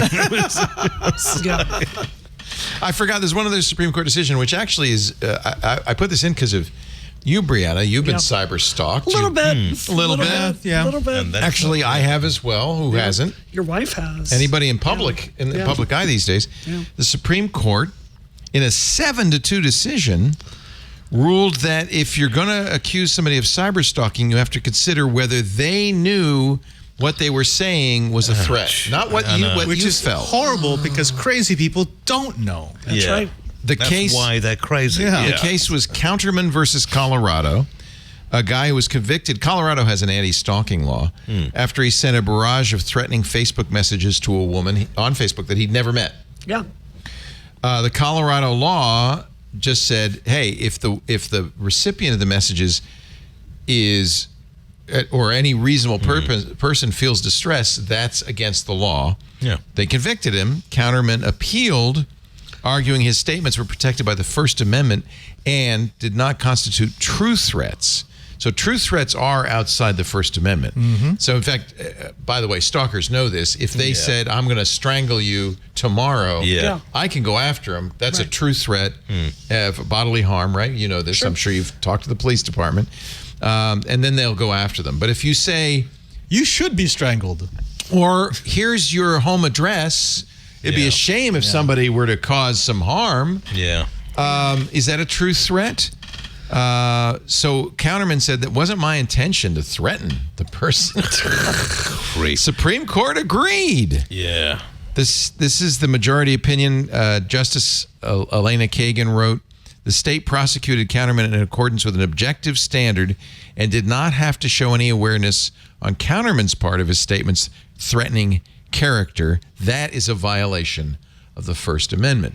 So if a nut job doesn't know that a chainsaw would dismember you, they're off the hook. Yeah. The problem is, how do you know? How can you prove the intent? I've got to whether say, the person knew that? I do wonder what would happen if this case had involved somebody, say, I don't know, doxing a Supreme Court member and members of their family. Kind Yeah, of think. exactly. And actually, the only dissent came from Amy Comey Barrett and Clarence Thomas, both of whom I'm sure have had people at their front door. They agree that the impact on victims of harassment and stalking could be severe. You're putting the abuser in charge of the process, just like Exactly. I just genuinely believe that doing this. This is the opposite of stand your ground. All the stand your ground laws are saying if you feel a threat, you feel that's a good threat, point. you You can can act. kill someone. This is So- now Yeah. saying it doesn't matter about you. It's what do they intend to do? So you should say, come to Florida and meet me. right. Yeah. We'll have a conversation. You're both in the right now. Great. Yeah. I would say, and I think you'll agree, but I won't Sure, put words in your sure. mouth. Certainly, most of the threats I see are spurious. Like the person's trying to scare you, Yeah. but isn't really intending. We have had those. Somebody came to Lisa's front door. Yeah. I mean, person was obviously mentally ill, but that's who you're worried about, Yeah. right? Yeah. So You've I, had it worse than anyone on the panel. I think, look, this is a very nuanced, difficult thing. And let's not pretend it's not difficult to balance, freedom of speech, which we all believe in, with, the right to basically exist in America without these kinds of threats coming to your door. That said, Marianne Franks is a good friend of mine. She's quoted in this piece. I really trust her judgment on that. She's worked in this space for a really long time. And something she talks about a lot is the people that do this have gotten very, very good at wrapping their They comments know up exactly how. in that little layer of irony. Yeah. So it makes you scared. It gets the message across, but it's just plausible enough for them to have deniability. It's what the mafia's Sure. done for years. It would be a shame if for some reason your front window were to get broken. Yeah. The other thing I would say is, I'll just tell a very quick story. Back during the height of Gamergate, I gave a talk at a college, and this kid raises his hand and identifies himself as a Gamergater and makes an obnoxious comment to a room full of 300 people. Whatever, I handled him. I'm a pro. It doesn't bother me. This is why this is important. After this, it was like 11 o'clock at night, and I'm there with a female member of the faculty that invited me to speak at this college. And this kid, who is, he's following us to our car. Oh my God. Just going and being like, Gamergate this, Gamergate that, y'all don't understand, and being so aggressive. And this kid, I don't think he was a bad person. My point is, he had no understanding that following two women to their car at 11 o'clock at night was something that made us extremely uncomfortable. It was just free speech. It was him trying to get his opinion out there. So by that standard, he didn't know that what he was doing was threatening. And I think that's a lot of these people that are a little bit unhinged. I think they're truly tuned out from what the consequences are of how their behavior affects others. Difficult. Yeah. It's very difficult. It is a difficult issue. And of course, in this case, probably there wasn't cause for prosecution. Right? Exactly. Even though it is absolutely threatening and terrifying. It was uncomfortable, but if you're looking at intent, it's not a perfect way to look at this situation. Well, you can't, because there is no good way to look at intent. Right. You have no visibility into someone's frame of mind right. when they did what they did. Yeah. Right. Unfortunately, I mean, as it turns out all too tragically in too many of these cases, the police only decide to act when somebody gets injured or killed. And it's how you balance that. I don't know, this is probably why I'm not a Supreme Court judge. But but that was the I would dissent. take The it. dissent brought that up. This is problematic for restraining orders and domestic violence cases. But Because they're getting far too smart about it. if my intent is just to scare you, is that sufficient to prosecute?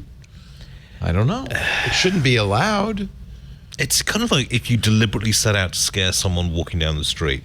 You think, right, I'm going to jump out, with a mask on and scare them, or I'm going to jump out with a carving knife and I may or may not stab them. That's the to problem. death. And then it's too late. Once you find out what the real intent is, unfortunately, we found out and it's too late. Yeah. Yeah. Final Supreme Court story. Supreme Court gave Google a victory.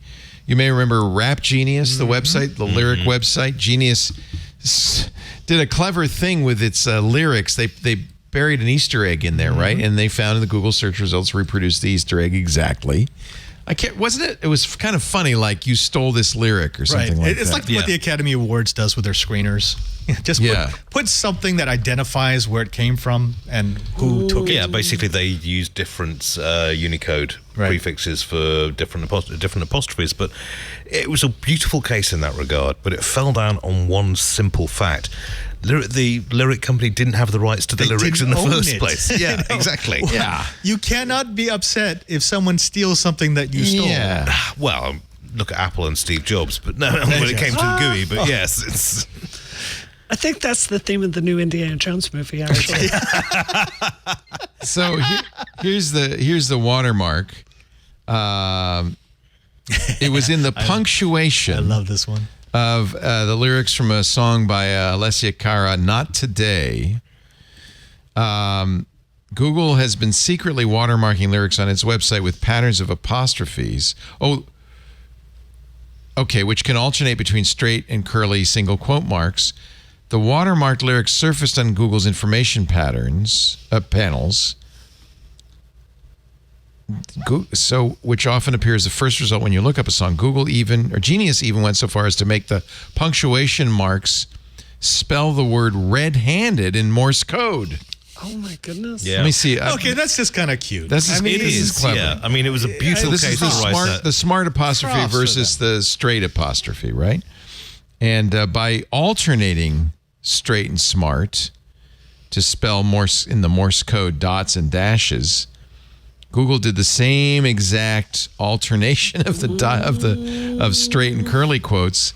So yeah, Google copied it, like cut and pasted it. Yeah, and it's spelled out red-handed. Well, I mean, as I say, it was a righteous bust. The other shoe dropped, and yes, turns out the actual copyright holders are the publishers and the authors of the music, and Rap Genius didn't pay them either. Yeah. Whoops. Womp womp. Womp womp. Yeah. It's a little more subtle than this, but we don't have to worry about subtlety. This is not the place for subtlety. Let's take a little break, and when we come back, final thoughts, final stories. We'll try to wrap this up in under 3 hours. Because we got... That ship has sailed. Well, see, the non-Twit premium... that one's already. They don't realize that this show actually started an hour before it started. It did, actually, literally. Yeah. Honestly, Padre, I thought the lap dancing class was a bit much. But, it was impromptu. We put the poll just for you. I mean... Yeah, I do smell like cocoa butter now. So. And you still have, a little glitter on... Cocoa butter and Abrazo. Look, I'm sorry, I could only get 5s, not 10s. Euro coins, those are so uncomfortable. Oh. Yes, reach the places other coins can't. I'm just going to drink this water. It's like they prepared this. It's like too well oiled, this machine, so to speak. Pun definitely intended. Oh, no. Our show today brought to you by Kolide, K-O-L-I-D, Kolide. I love these guys. It's a device trust solution for companies with Okta that ensures that if a device is not trusted, it's not secure, it can't log into your cloud apps. If you work in security or IT and your company has Okta, this message is for you. Have you noticed that for the past few years, the majority of data breaches and hacks you read about have one thing in common? It's the employees. That's the weak spot. Sometimes an employee's device gets hacked, maybe unpatched software, a copy of, Plex that hasn't been patched in a few years. Sometimes an employee leaves sensitive data in an insecure place, like the downloads folder. And it seems like every day a hacker breaks in using credentials they phished from an employee. The problem here isn't, though, it's not your end users. It's the solutions you use to prevent those breaches. But it doesn't have to be this way. Imagine a world where only secure devices can access your cloud apps. Devices where the software's been patched. The credentials aren't sitting in an insecure place. In this world, phished credentials useless to hackers.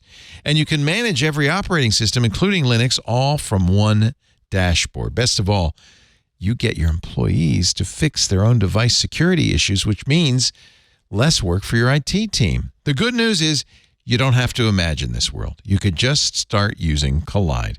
Visit KOLIDE, collide.com/twit to book an on-demand demo today. See how it works for yourself. That's Collide, KOLIDE.com/twit. We thank them so much for their support of our show. What a fun week it was this week on Twit. We have prepared this small video for your enjoyment. Watch. I just want to make it clear, every Mac Break Weekly is recorded on Taco Tuesday. Be careful every time. when you use the phrase Taco Tuesday. Somebody owns that.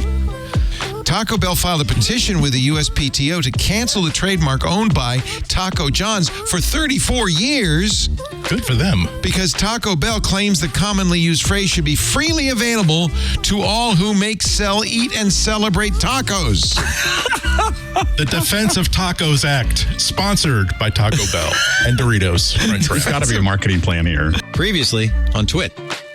Club Twit exclusive. I'm going to do my best and try not to fanboy today because we're joined by New York Times best-selling author, Mr. Hugh Howey. You may have heard of him here recently because there's been a TV show that's been just, getting a little bit of buzz. Silo. The funny thing is, you're talking about all these changes. I was in the room coming up with wild ideas, and Graham was always like roping me back in. He was like, let's stick to the books. Hands on tech. Yes, we're back, baby, and we're going to start with the review of the new Pixel tablet from Google. Windows Weekly.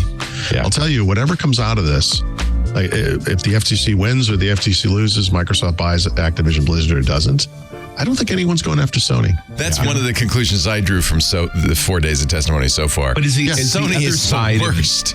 They're the worst. Twit. And why isn't anyone going after them for this behavior? Yeah. This would be a good time to plug Club Twit, by the way. We should do it. Special club for all you members. I've been on there during the quote. Pardon me? I've been on there during the show. You have? Yeah. I've been in there. Yeah. That's the Discord they're talking about. That's one of the benefits. You get ad-free versions of all the shows. You get the Discord, which is wonderful. You get shows we don't put out in public, including, we did some events on Thursday that were amazing. Stacy's book club. She did the new Annalee Newitt's novel, The Terraformers. Have you read that yet? Not yet. I hear very good things. He also got, and I know you know this, Hugh Howey, the author of Wool. Oh, yes. Okay. Yeah. Oh, wow. Yeah. That's a good Which the book. Silo That's a good series get. is based on. That Ant did that at 1 o'clock. Now, that's available on our Twit Plus feed. Plus Hands on Macintosh with Micah Sargent, Hands on Windows with Paul Thurrott, The Untitled Linux Show, Scott Wilkinson's Home Theater Geeks. We launch shows in the club because the club members pay for the club. And they pay for those shows, the show production. And then with any luck, the show builds an audience. And like This Week in Space, we can release it to the public. Space. It's actually been a huge success. So what are you doing? You're supporting Twit. You're helping us do what we do best, which is create new shows. You're helping keeping shows on the air that aren't necessarily getting the advertiser dollars. I think it's a great way to show your support. And it's only $7 a month. There's an annual plan. There's a family plan. There's a corporate plan. And yeah, the Discord's a lot of fun. Yes, it is. I think Discord is like the future of social. Oh, I love Discord. It's smaller communities that people you actually know who actually understand that if they misbehave, they are gone. Yeah. Well, if you pay $7 to be in a social network, I think you're going to be 100%, nicer in there, 100%. right? And anyway, Twit people are great people. Like they're smart. Look, just being real with you, when Twit people message me in Club Twit, I will get back to you. Pay attention. Every single time. Yeah. If you're not there and you're on Discord, maybe you got the bottom of the pile. But, So anyway, I appreciate all our members. We love you. We thank you for that. And I especially thank you new members who are all now going to twit.tv/Club Twit. It's a little tough in the podcast world right now. Stitcher has just shut down. That's kind of a shock. We won a Stitcher award some years ago, I remember, I can't remember what the category was, probably Tech Podcast. SiriusXM bought them, and they said, well, we don't want to run 2 apps, so bye-bye Stitcher. oh, my goodness. Buy up the competition, shut it down. Yeah. Yeah, I guess that is kind of like that. That is kind of like the Bill Gates Simpsons. Buy them out, boys. Pokemon Go has just laid off 230 employees. Boy, if there was a game that should be a moneymaker, I look at how much money Lisa spends on Pokemon Go. It even exceeds my Simpsons Tapped Out. Really? Frank is still playing that stupid game. Since 2016, it's not that stupid. She has, you know what's good? She just looked, it keeps track of your mileage because you have to go out and play the game. She has literally walked across the country twice. She has like 11,000 miles of walking since 2016. And that's not even the total because it only started recently recording it. So that's a good benefit. I had to stop playing Pokemon Go because my you're a phone big is fan. so old that it keeps crashing it. No. I had an article back, this is before I got into politics, where I think it was for Daily Dot, where I paid someone to chauffeur me around so I could play Pokemon Go in Boston and get the 1% experience of like catching. My God. He knew my specialist Safari guide drove me around to all the places with the rarest Pokemon. It was a great. You're not going to get 11,000 miles that way. Leo, you should have been playing it in Rome because I did actually. People are telling me that the portals at St. Peter's, because there's like 4 of them. Oh, they do. There's a very high percentage of like legendary spawns. They send you to heaven, something like that. I don't know. They added all the new Pokemon, so I don't even know how many there are now. What is the battle like to take over the gem at the Vatican? That's got to be actually really tough. The problem is all 1,000 of us who live there are within range. So we can all immediately doing it. Wow. It's a conspiracy. What is the... So the obelisk. The obelisk? The 2 fountains. And the front of St. Peter's. So those are all. And then also... who made the font at St. Peter's a Pokemon Go gym? Well, for a while, the apartment that Pope Francis lived was a portal. Oh, dear. And then it was removed for security. They had to I was going to say, they don't really want people going up to his front door. Right. Hey, Holy Father! I was just going after Pikachu. I'm nice feeling to slightly see ya. embarrassed. I think I must be the only person on the panel who hasn't actually played it for more than 5 minutes. Wouldn't it be great, like the Pope is walking by behind you and you're in a battle trying to get your register out of the way. I'm trying to... He's a little bit of a gamer. He's a little bit of a gamer. Yeah. Well, the very first time he came over to the house, I didn't know he was coming over to the house. And so it was literally, I was just walking down, I was early morning and I was tired, I was getting my coffee and I walked past the group and... all right, okay. Do you think you could get the Pope to play Call of Duty with you? No, I don't think he does shooters. Destroy you in Do you Call think of so? Duty. Oh my gosh. I don't know. Dude, he would I'm go pretty on good. a killing spree like you wouldn't believe. Kill-tacular. I'm pretty good. The Pope gets the nuke, and then it's just You know over. what? I think he's more like a sniper. He only don't you uses think? his knife. He sits back. He only uses his knife. Sneaks up behind you every time. Man, that guy's stealth like ninja. He's sneaky. I would watch that stream. Yeah, I've got to say, I would as well. Yes. Wow. Let's see He how could get some infallible money this from man Kick. really is. I think Kick might give him Just let me $100 tell million you, just to... When you get teabagged by the Pope, that's it. It's over. Yeah. Oh, now don't... Oh, my God. You're going straight to hell. Oh, my God. He's talking about the traditional victory dance. Oh, exactly. Exactly. okay. No other context. Don't take this out of context. Okay. This is the victory dance. He likes the Earl Grey.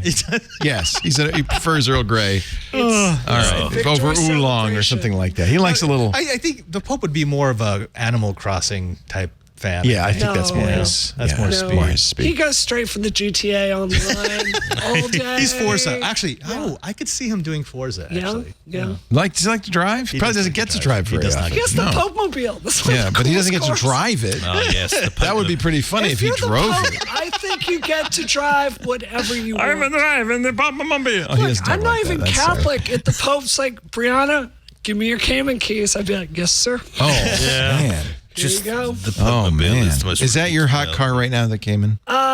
It's not my favorite car, but it's my fastest car. You like the Boxsters, I thought. I've got a Boxster, came in 2 911s. So. She's kind of a Porsche Wait, gal. didn't you have 3 911s? I'm only at 2 right now. Okay. So, sad times. Ain't nobody needs 3 911s. Every time I see That would be stupid. like a Porsche coming up for sale, I always you had a post about how that will be the most expensive 911 you've ever bought because of X, Y. I'm like, I can see that.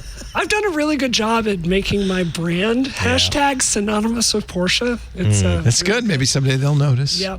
I mean, I'm not a huge fan of Top Gear, but when they did get the budget Porsches and tried to do the road trip, that was really rough. Did I tell you I met the original Stig he was on the cruise? Really? Oh, really? Yeah, it was kind of cool. Okay. Wait, is this the one who was no longer the Stig because he told people he was a Stig?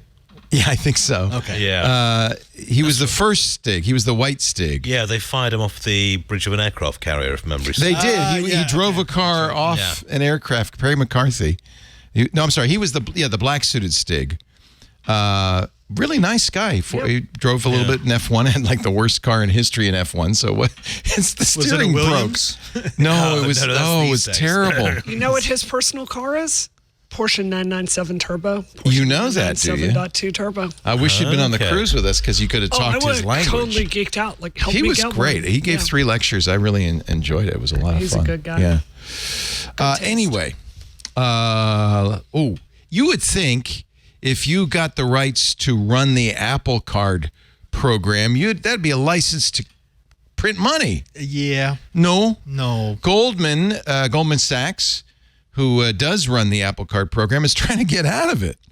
They've lost billions of dollars. World's smallest violin. Aww. So sad. Billions of dollars. When will Goldman Sachs get a break? Yeah, guys, come on.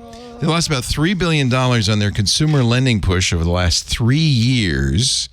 A lot of it because of their relationship with Apple. They're trying to sell it off or offload it, as they call it, to American Express, who knows how to do consumer credit cards. And that's the problem, is this is a new business for Goldman. Right. And they just, I guess, I don't know how you lose $3 billion taking 12% interest from people. I was going to say, they do have a record for shafting people and being very successful at it. So the bank is already... the benefits are good on the Apple Card, too. So I mean, it's pure interest rate. Not bad, but maybe Apple Card owners don't run up big balances. I don't know. I couldn't. I applied for one. Like, I make really good money, and I couldn't get it. They said I didn't qualify. Wow. Yeah, it's very hard to get it. You have to have perfect credit. I just don't. I've never had a credit card before. That's why. I think that's you have no history, no track record. I'd love to see the numbers. It could just be that the Apple people don't revolve. I bet you that's what it is. That they don't carry balances. Although on the trip last week to New York, I did see an Apple bank in Brooklyn. That's not related. It's not. No. Oh, okay. It's like the Big Apple. It's that kind of Apple. Right. This is where trademark disputes begin. Yeah, I was kind of like, it seems very weird. They have a physical bank. It predates Apple Computer, predates Apple Music. It's been around forever. Apple Bank. I used Apple Pay all the time on my watch now, and in fact, all over Europe, everybody took Apple Pay. Yep. It was the easy way to pay. The bank has already stopped issuing personal loans. They have a home improvement lender they bought last year. They're trying to unload that as well. So there it goes. Goldman, which wanted to be a full-service bank, is saying, maybe we'll stick with that. Eric Duckman is saying that there's been actually a lot of defaults on the Apple Card. That's the other side. That could cost you. People buying too much Apple products. Yeah. That's just really have to have that Mac Pro. But I mean, Goldman's been making a lot of moves. The Marcus has been doing quite well. They still have Marcus, and they say they're not going to get rid of Marcus, but that's mostly a high interest savings. But I mean, their interest right now is what, 5.1. Yeah. If you've been, that's a good way to lose money. I don't know. Jeez, I don't know how they do that. Put me in charge of that. I will make you some money. Did you get face recognized when you came into the U.S.? I did. I don't even have to take my passport out anymore. Yeah. You have global entry? I do. Yeah. So the TSA is expanding its face recognition program to almost every airport in the U.S. now. And they get really arsy if you ask to opt out. You can opt out. It is opt out, but they don't like that. The idea is that I did it a couple of months ago, and he was asked to stand right at the back of a very long queue. Yeah. Okay, buddy. It's like, you want to play silly buggers with us, yeah. The pilot program currently at 25 airports. The agency has determined its face matching algorithms are 97% effective, quote, across demographics, including dark skin tones, but they would not publicly release the results of their tests. Amazingly enough. Right. Oh, well, it works, really. No, you can't see the results. Don't look behind the curtain. Yeah. That's, of course, one of the big problems with face recognition is how poorly it does with people of color. The pilot program is technically voluntary. It uses what's known as a one-to-one face matching technology to verify that the traveler standing at the checkpoint matches the photo on their physical ID. It's not voluntary if you want to make your connection. Yeah. Well, and that's not as bad, but they're also trying out something called, that was one-to-one. This is also one-to-N, which has a database of face images from a government records. And then that's kind of what you use with global entry. Correct. They've got the database. Exactly. I had to be scanned at the beginning, and they compare it to that. Yeah. But that's just because, my information is in so many government databases already. Yeah. Just not from the hacking side, but from the priest side. Every state I've ever been in, because of all the laws, wow. You have to file. And that's I'm a mandatory interesting. Reporter. So that's that's really interesting. Yeah. No, and I'm scanned in on the UK system for getting into and out of Heathrow. I've just done the pre-thing, and the woman looked at me like an idiot because I didn't know what my social security number was. Yeah. But I'm not as good at rattling out numbers as I'm scanned into the Disneyland system. Do you get that? What do they call it? The fast pass or the lightning pass? Yeah, we got a lightning pass. Convoluted nowadays. It's ridiculous and it's so terrible. expensive. Yeah, it's stupid. But so I'm showing I have the ticket on my phone, so it's got a barcode. So I show it to them. Yep. And then they go, smile. I said, what? They take a picture of you with their phone. Yep. Yeah. And they don't make a ID out of it or anything, so I'm presuming they're saving that forever. A corollary. Does the panel think that the real ID requirement for airports is ever going to go into effect? Is it now? Because they just keep pushing it back. Yeah. No idea. I have a real ID on my driver's license. I just use I have my passport. Yeah, passport's a real ID. But to come back to this, so I'm one of these Democrats. I do think national security is a very big deal, right? Mm-hmm. Like we do have America as a country. We have enemies out there. And, there have been people that have smuggled, even in the Bush administration, they found somebody trying to smuggle radiological material into the United States, and they managed to stop it. So I am not an extremist with trying to keep our airports safe. I think what makes this a concerning story for me is it's such a quick leap from here to police departments having all this information out there, particularly when they've got these contracts with companies like Clear AI. Yeah, Clearview AI. Out there doing that. Something I learned when I ran for Congress is there's a kind of asymmetrical information that the government has when they're pursuing cases, because they have the resources to go do discovery and to go into Google and to say, look, we have a geolocation fence of you here. Yeah. We have this over here that looks kind of like you, and they can just run that. Whereas if you're innocent, you're at such a disadvantage versus all these various programs that they have. So I think if they were able to sandbox this off and say to the public, we're going to use this for national security and it's not going to filter out, I would feel more comfortable with it, but they're not saying things like that. And even if they do, there's a long history of this stuff getting exfiltrated, even from 100%. government databases. Yeah. So you can't have that much. Remember the OPM hack?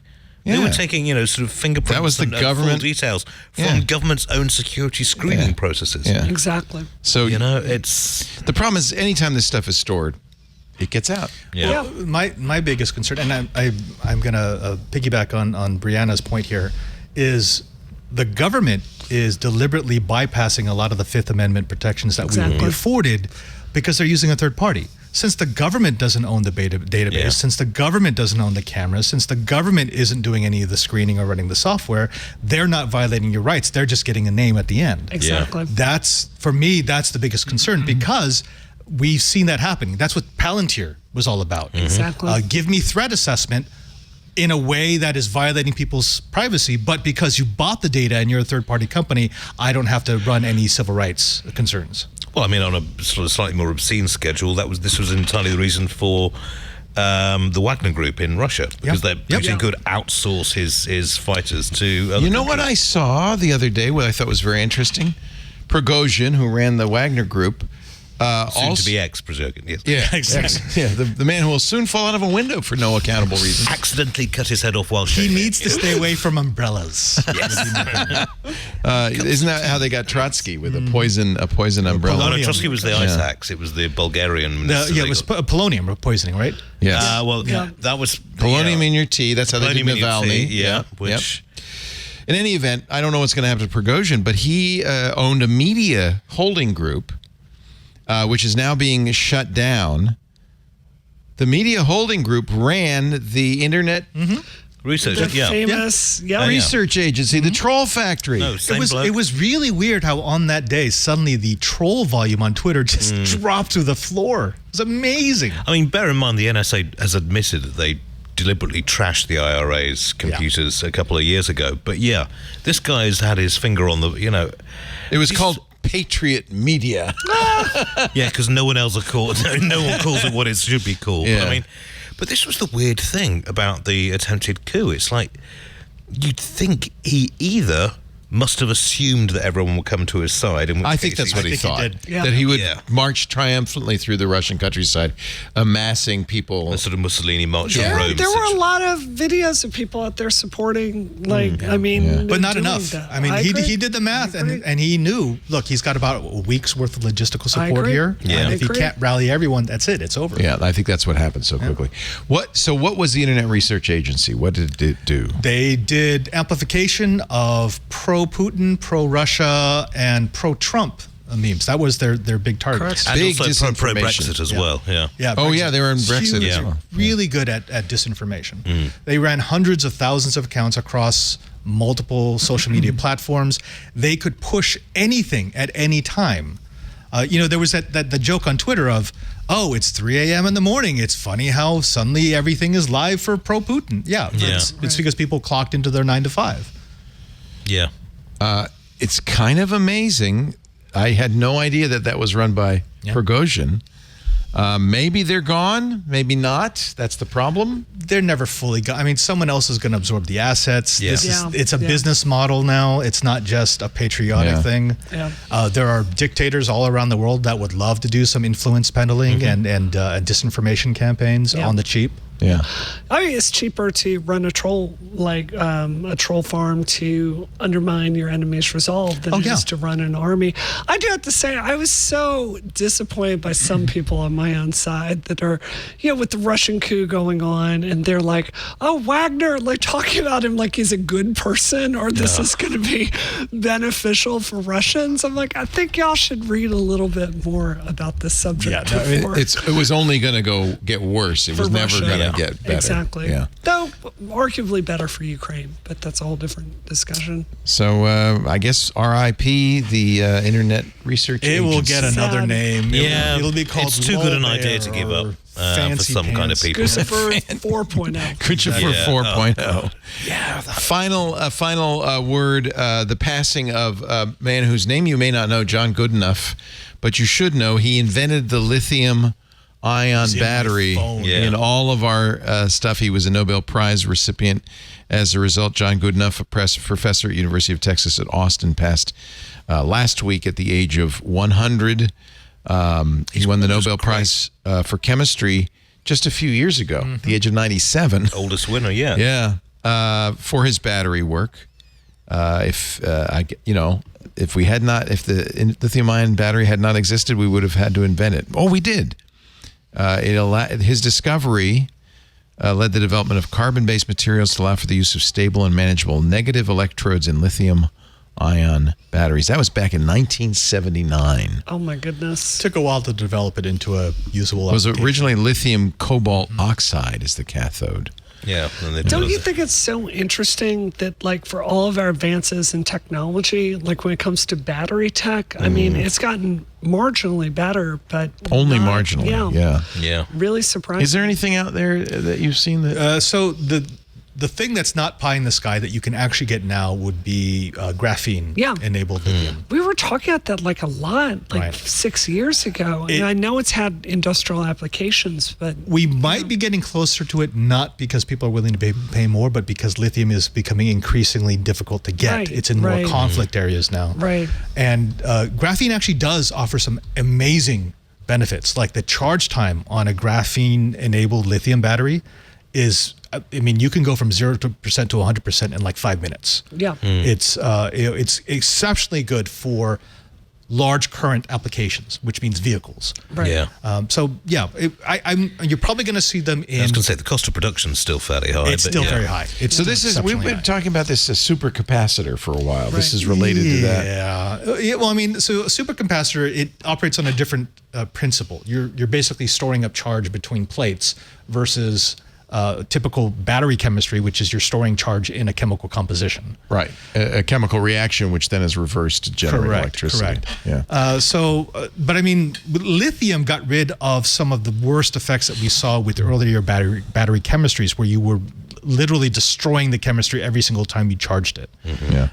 Which is why it's kind of stagnated, because it's stable. Right now, it suits most of our needs. It's relatively inexpensive. It's safe-ish to handle. This has actually been one of the biggest holdbacks on battery technology, because we're starting to realize if you were able to put all the charge that we wanted into a battery, it would be an exceptionally dangerous device. 100%. Though, thermal runaway. Oh gosh, yes. Dangerous phenomena. We demonstrated that on Twit. Intentionally or unintentionally? Yes. No. Okay. Batteries, arguably very bad for the environment. Like as the aggregate, the political political issues of mining these materials. There's a good argument that the Afghanistan war was in some part over us getting, these resources. Bolivia's a new conflict. They've got a huge 100%. Lithium deposit. I've got to say also, I mean, a friend of mine is a commercial cargo pilot, and it's his nightmare upon nightmare is being midway across the Atlantic and a lithium battery in the cargo hold bursts into flame. Yikes. Yeah. Because you're not getting out of that one. Right. It's a little toxic. I'm happy driving my electric vehicle. Don't make me scared. Wait, what are you driving now? Mustang Mach-E. I was hoping I'd get to see that today. It's right out here. You can take a ride right after. In about 5 minutes, we're going to dinner. It's outside? Yeah. Stop it. Go away. That's why he wanted to know. He's got that flipper. God. Yeah, you started I'm thinking again. This is on you. That lease This runs is out like in if you February. gave your kid a toy horn and you're going, this kid's making a lot of noise. Why are you making so much noise, kid? That's Father Robert Just Ballas saying. there, the digital Jesuit, now is Flipper Zero enhanced. Watch out, Vatican.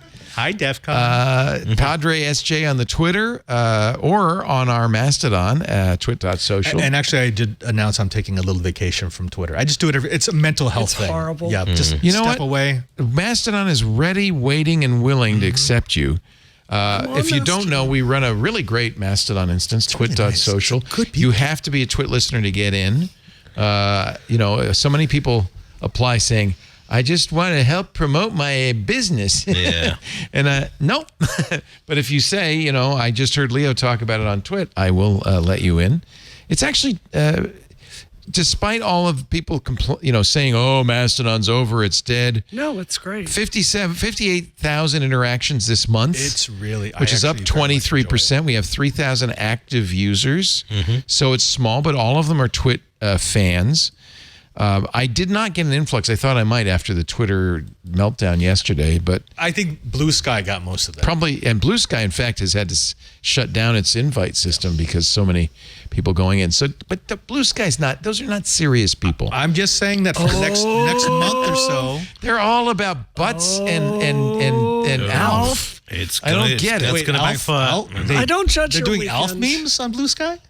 Big Alf memes. Like the 80s Alf? Out of control Alf. Is our Alf. God. Like metaphorically. Okay, stay away from Blue Sky. It's not good for you. Blue Sky is great. I love Blue Sky. I've just received my invitation, but I heard they've been having some problems today. We can so I should be party logging over in on later. Blue Sky. Yes. Can you, if you have an invitation, can you use it?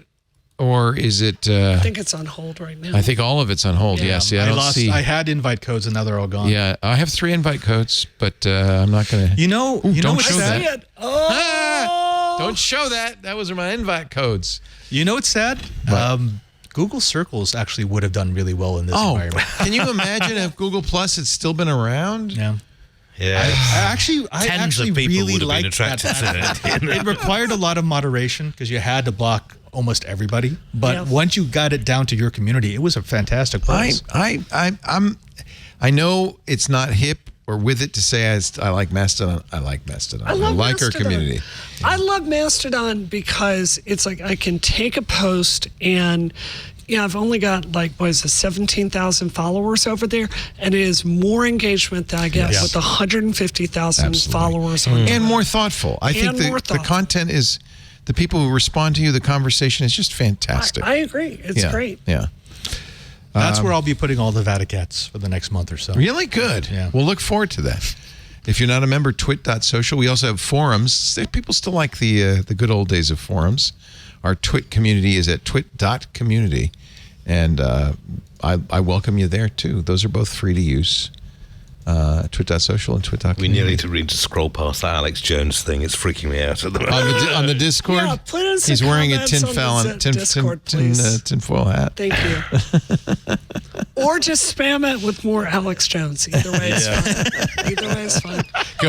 Good. Ant put some stuff in there, and it's all right. Ant's our community manager in the Discord. And I love Ant. He's such a good guy. He's a star bloke. Isn't he wonderful?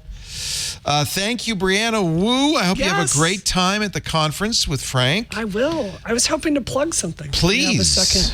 So if you go to Twitter, you can see I DM'd you an article. I'm working on something right now that's one of the things I'm most proud of in my entire career. So about a week ago in the New York Times, this story ran above the fold, the battle for contraception. I've been in the New York Times quite a few times, but this was front page above the fold, this project that I'm working on. This is a bipartisan push across this country in the aftermath of the Dobbs decision to basically guarantee the right to contraception at a state level. We are going state by state. Mm-hmm. We are pushing on legislators to basically codify these rights at a state level. What I really love about this is most of the stuff I work on in my career, Leo, it tends to be pretty partisan, right? This is completely everybody agrees 90%, access to contraception 90% of people believe in this. Except for Father Robert, Sorry, ironically. No offense. I'm not saying anything. We're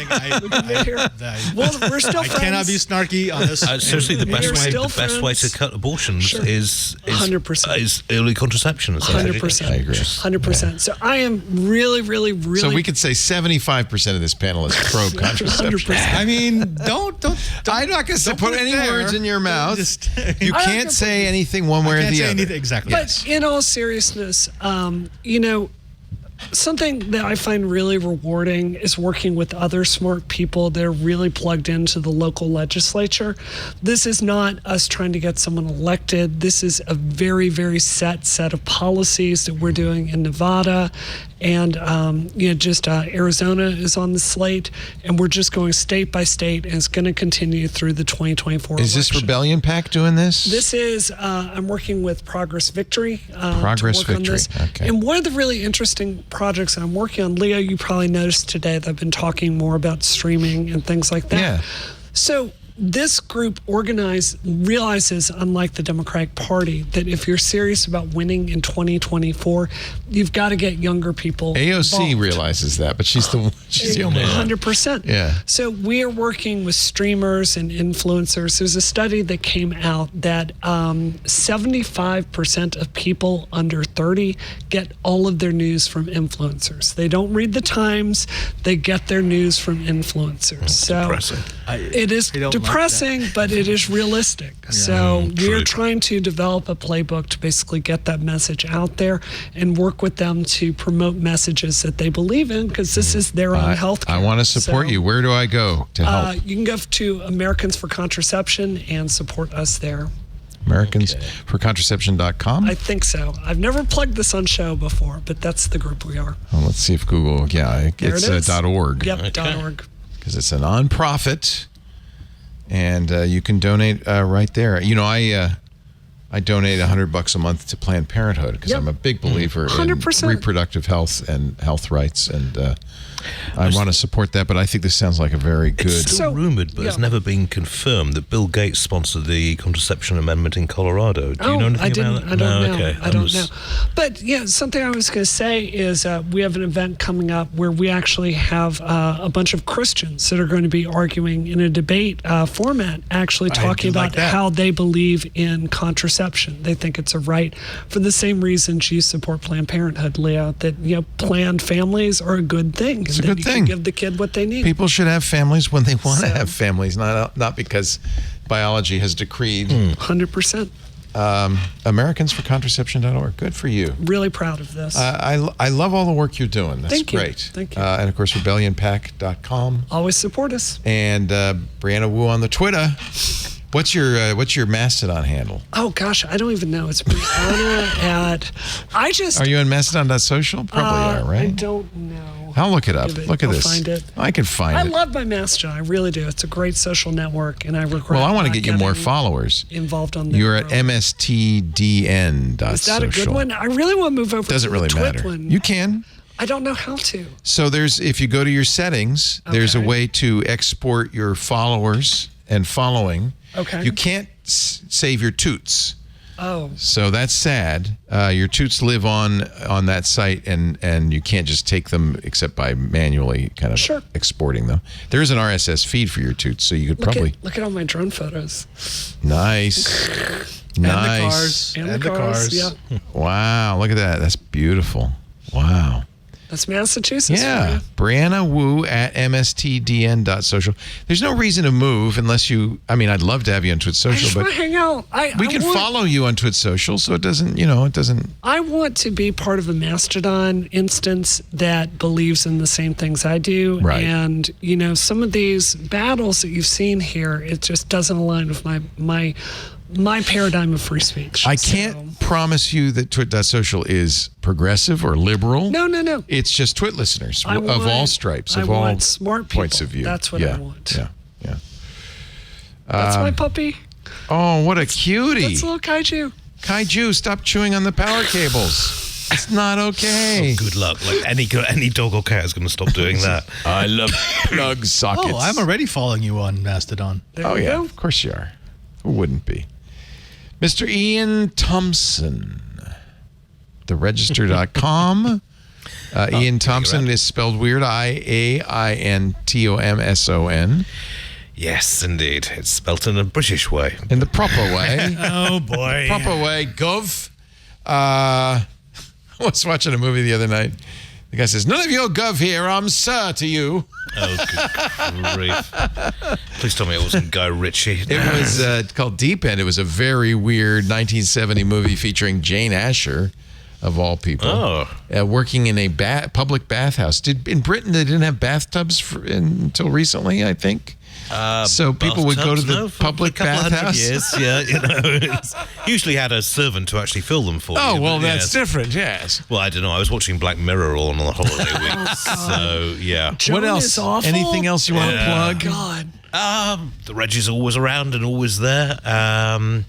It's my second podcast of the week because we're now doing a regular weekly podcast. Nice. Good for you. Right. Good for you. Because, as I discovered, the collective noun for a bunch of vultures is a kettle.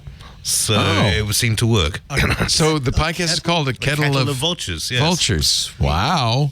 I don't know quite how that started, but still. Put the kettle on is boil a bunch of vultures? We like to keep things fairly bubbly. Right, but the real question is, can you keep them under an hour and a half?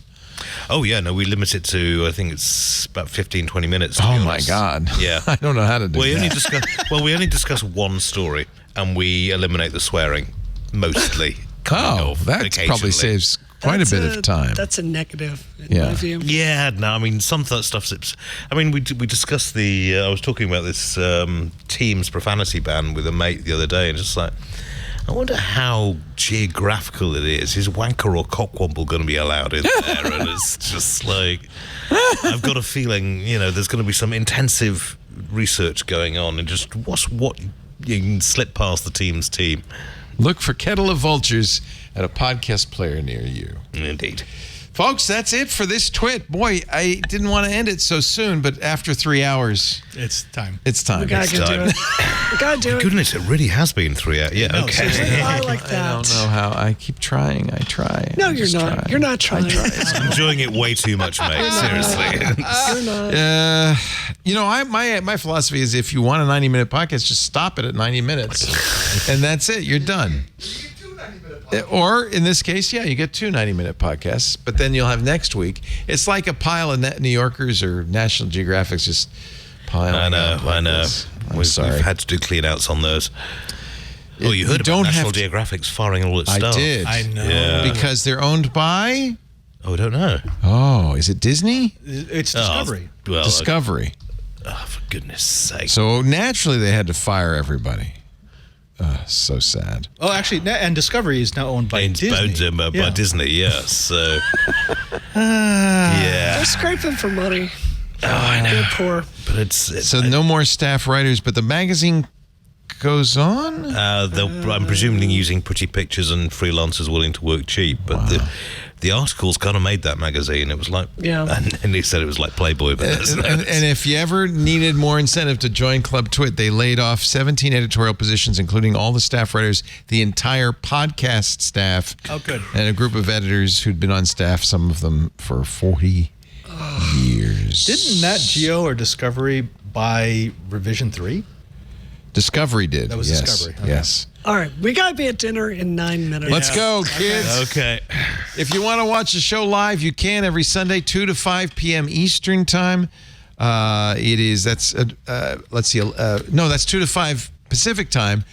That's 5 to 8 p.m. Eastern time, 2100 UTC. Let me get my math straight. At live.twit.tv. If you're watching live, chat live in our IRC, open to all, irc.twit.tv. Club Twit members, of course, have access to the special Club Twit Discord. You can also get the shows after the fact on demand at our website, twit.tv. You can also, get it on YouTube. There's a YouTube dedicated channel. I think the best thing to do is subscribe in your favorite podcast player, and that way you'll get it automatically just in time for your Monday morning commute. Thank you. It's so great to have everybody live in studio. So great to see you all. Thank you for joining us. We'll see you next time. Another twit is in the can. Amazing.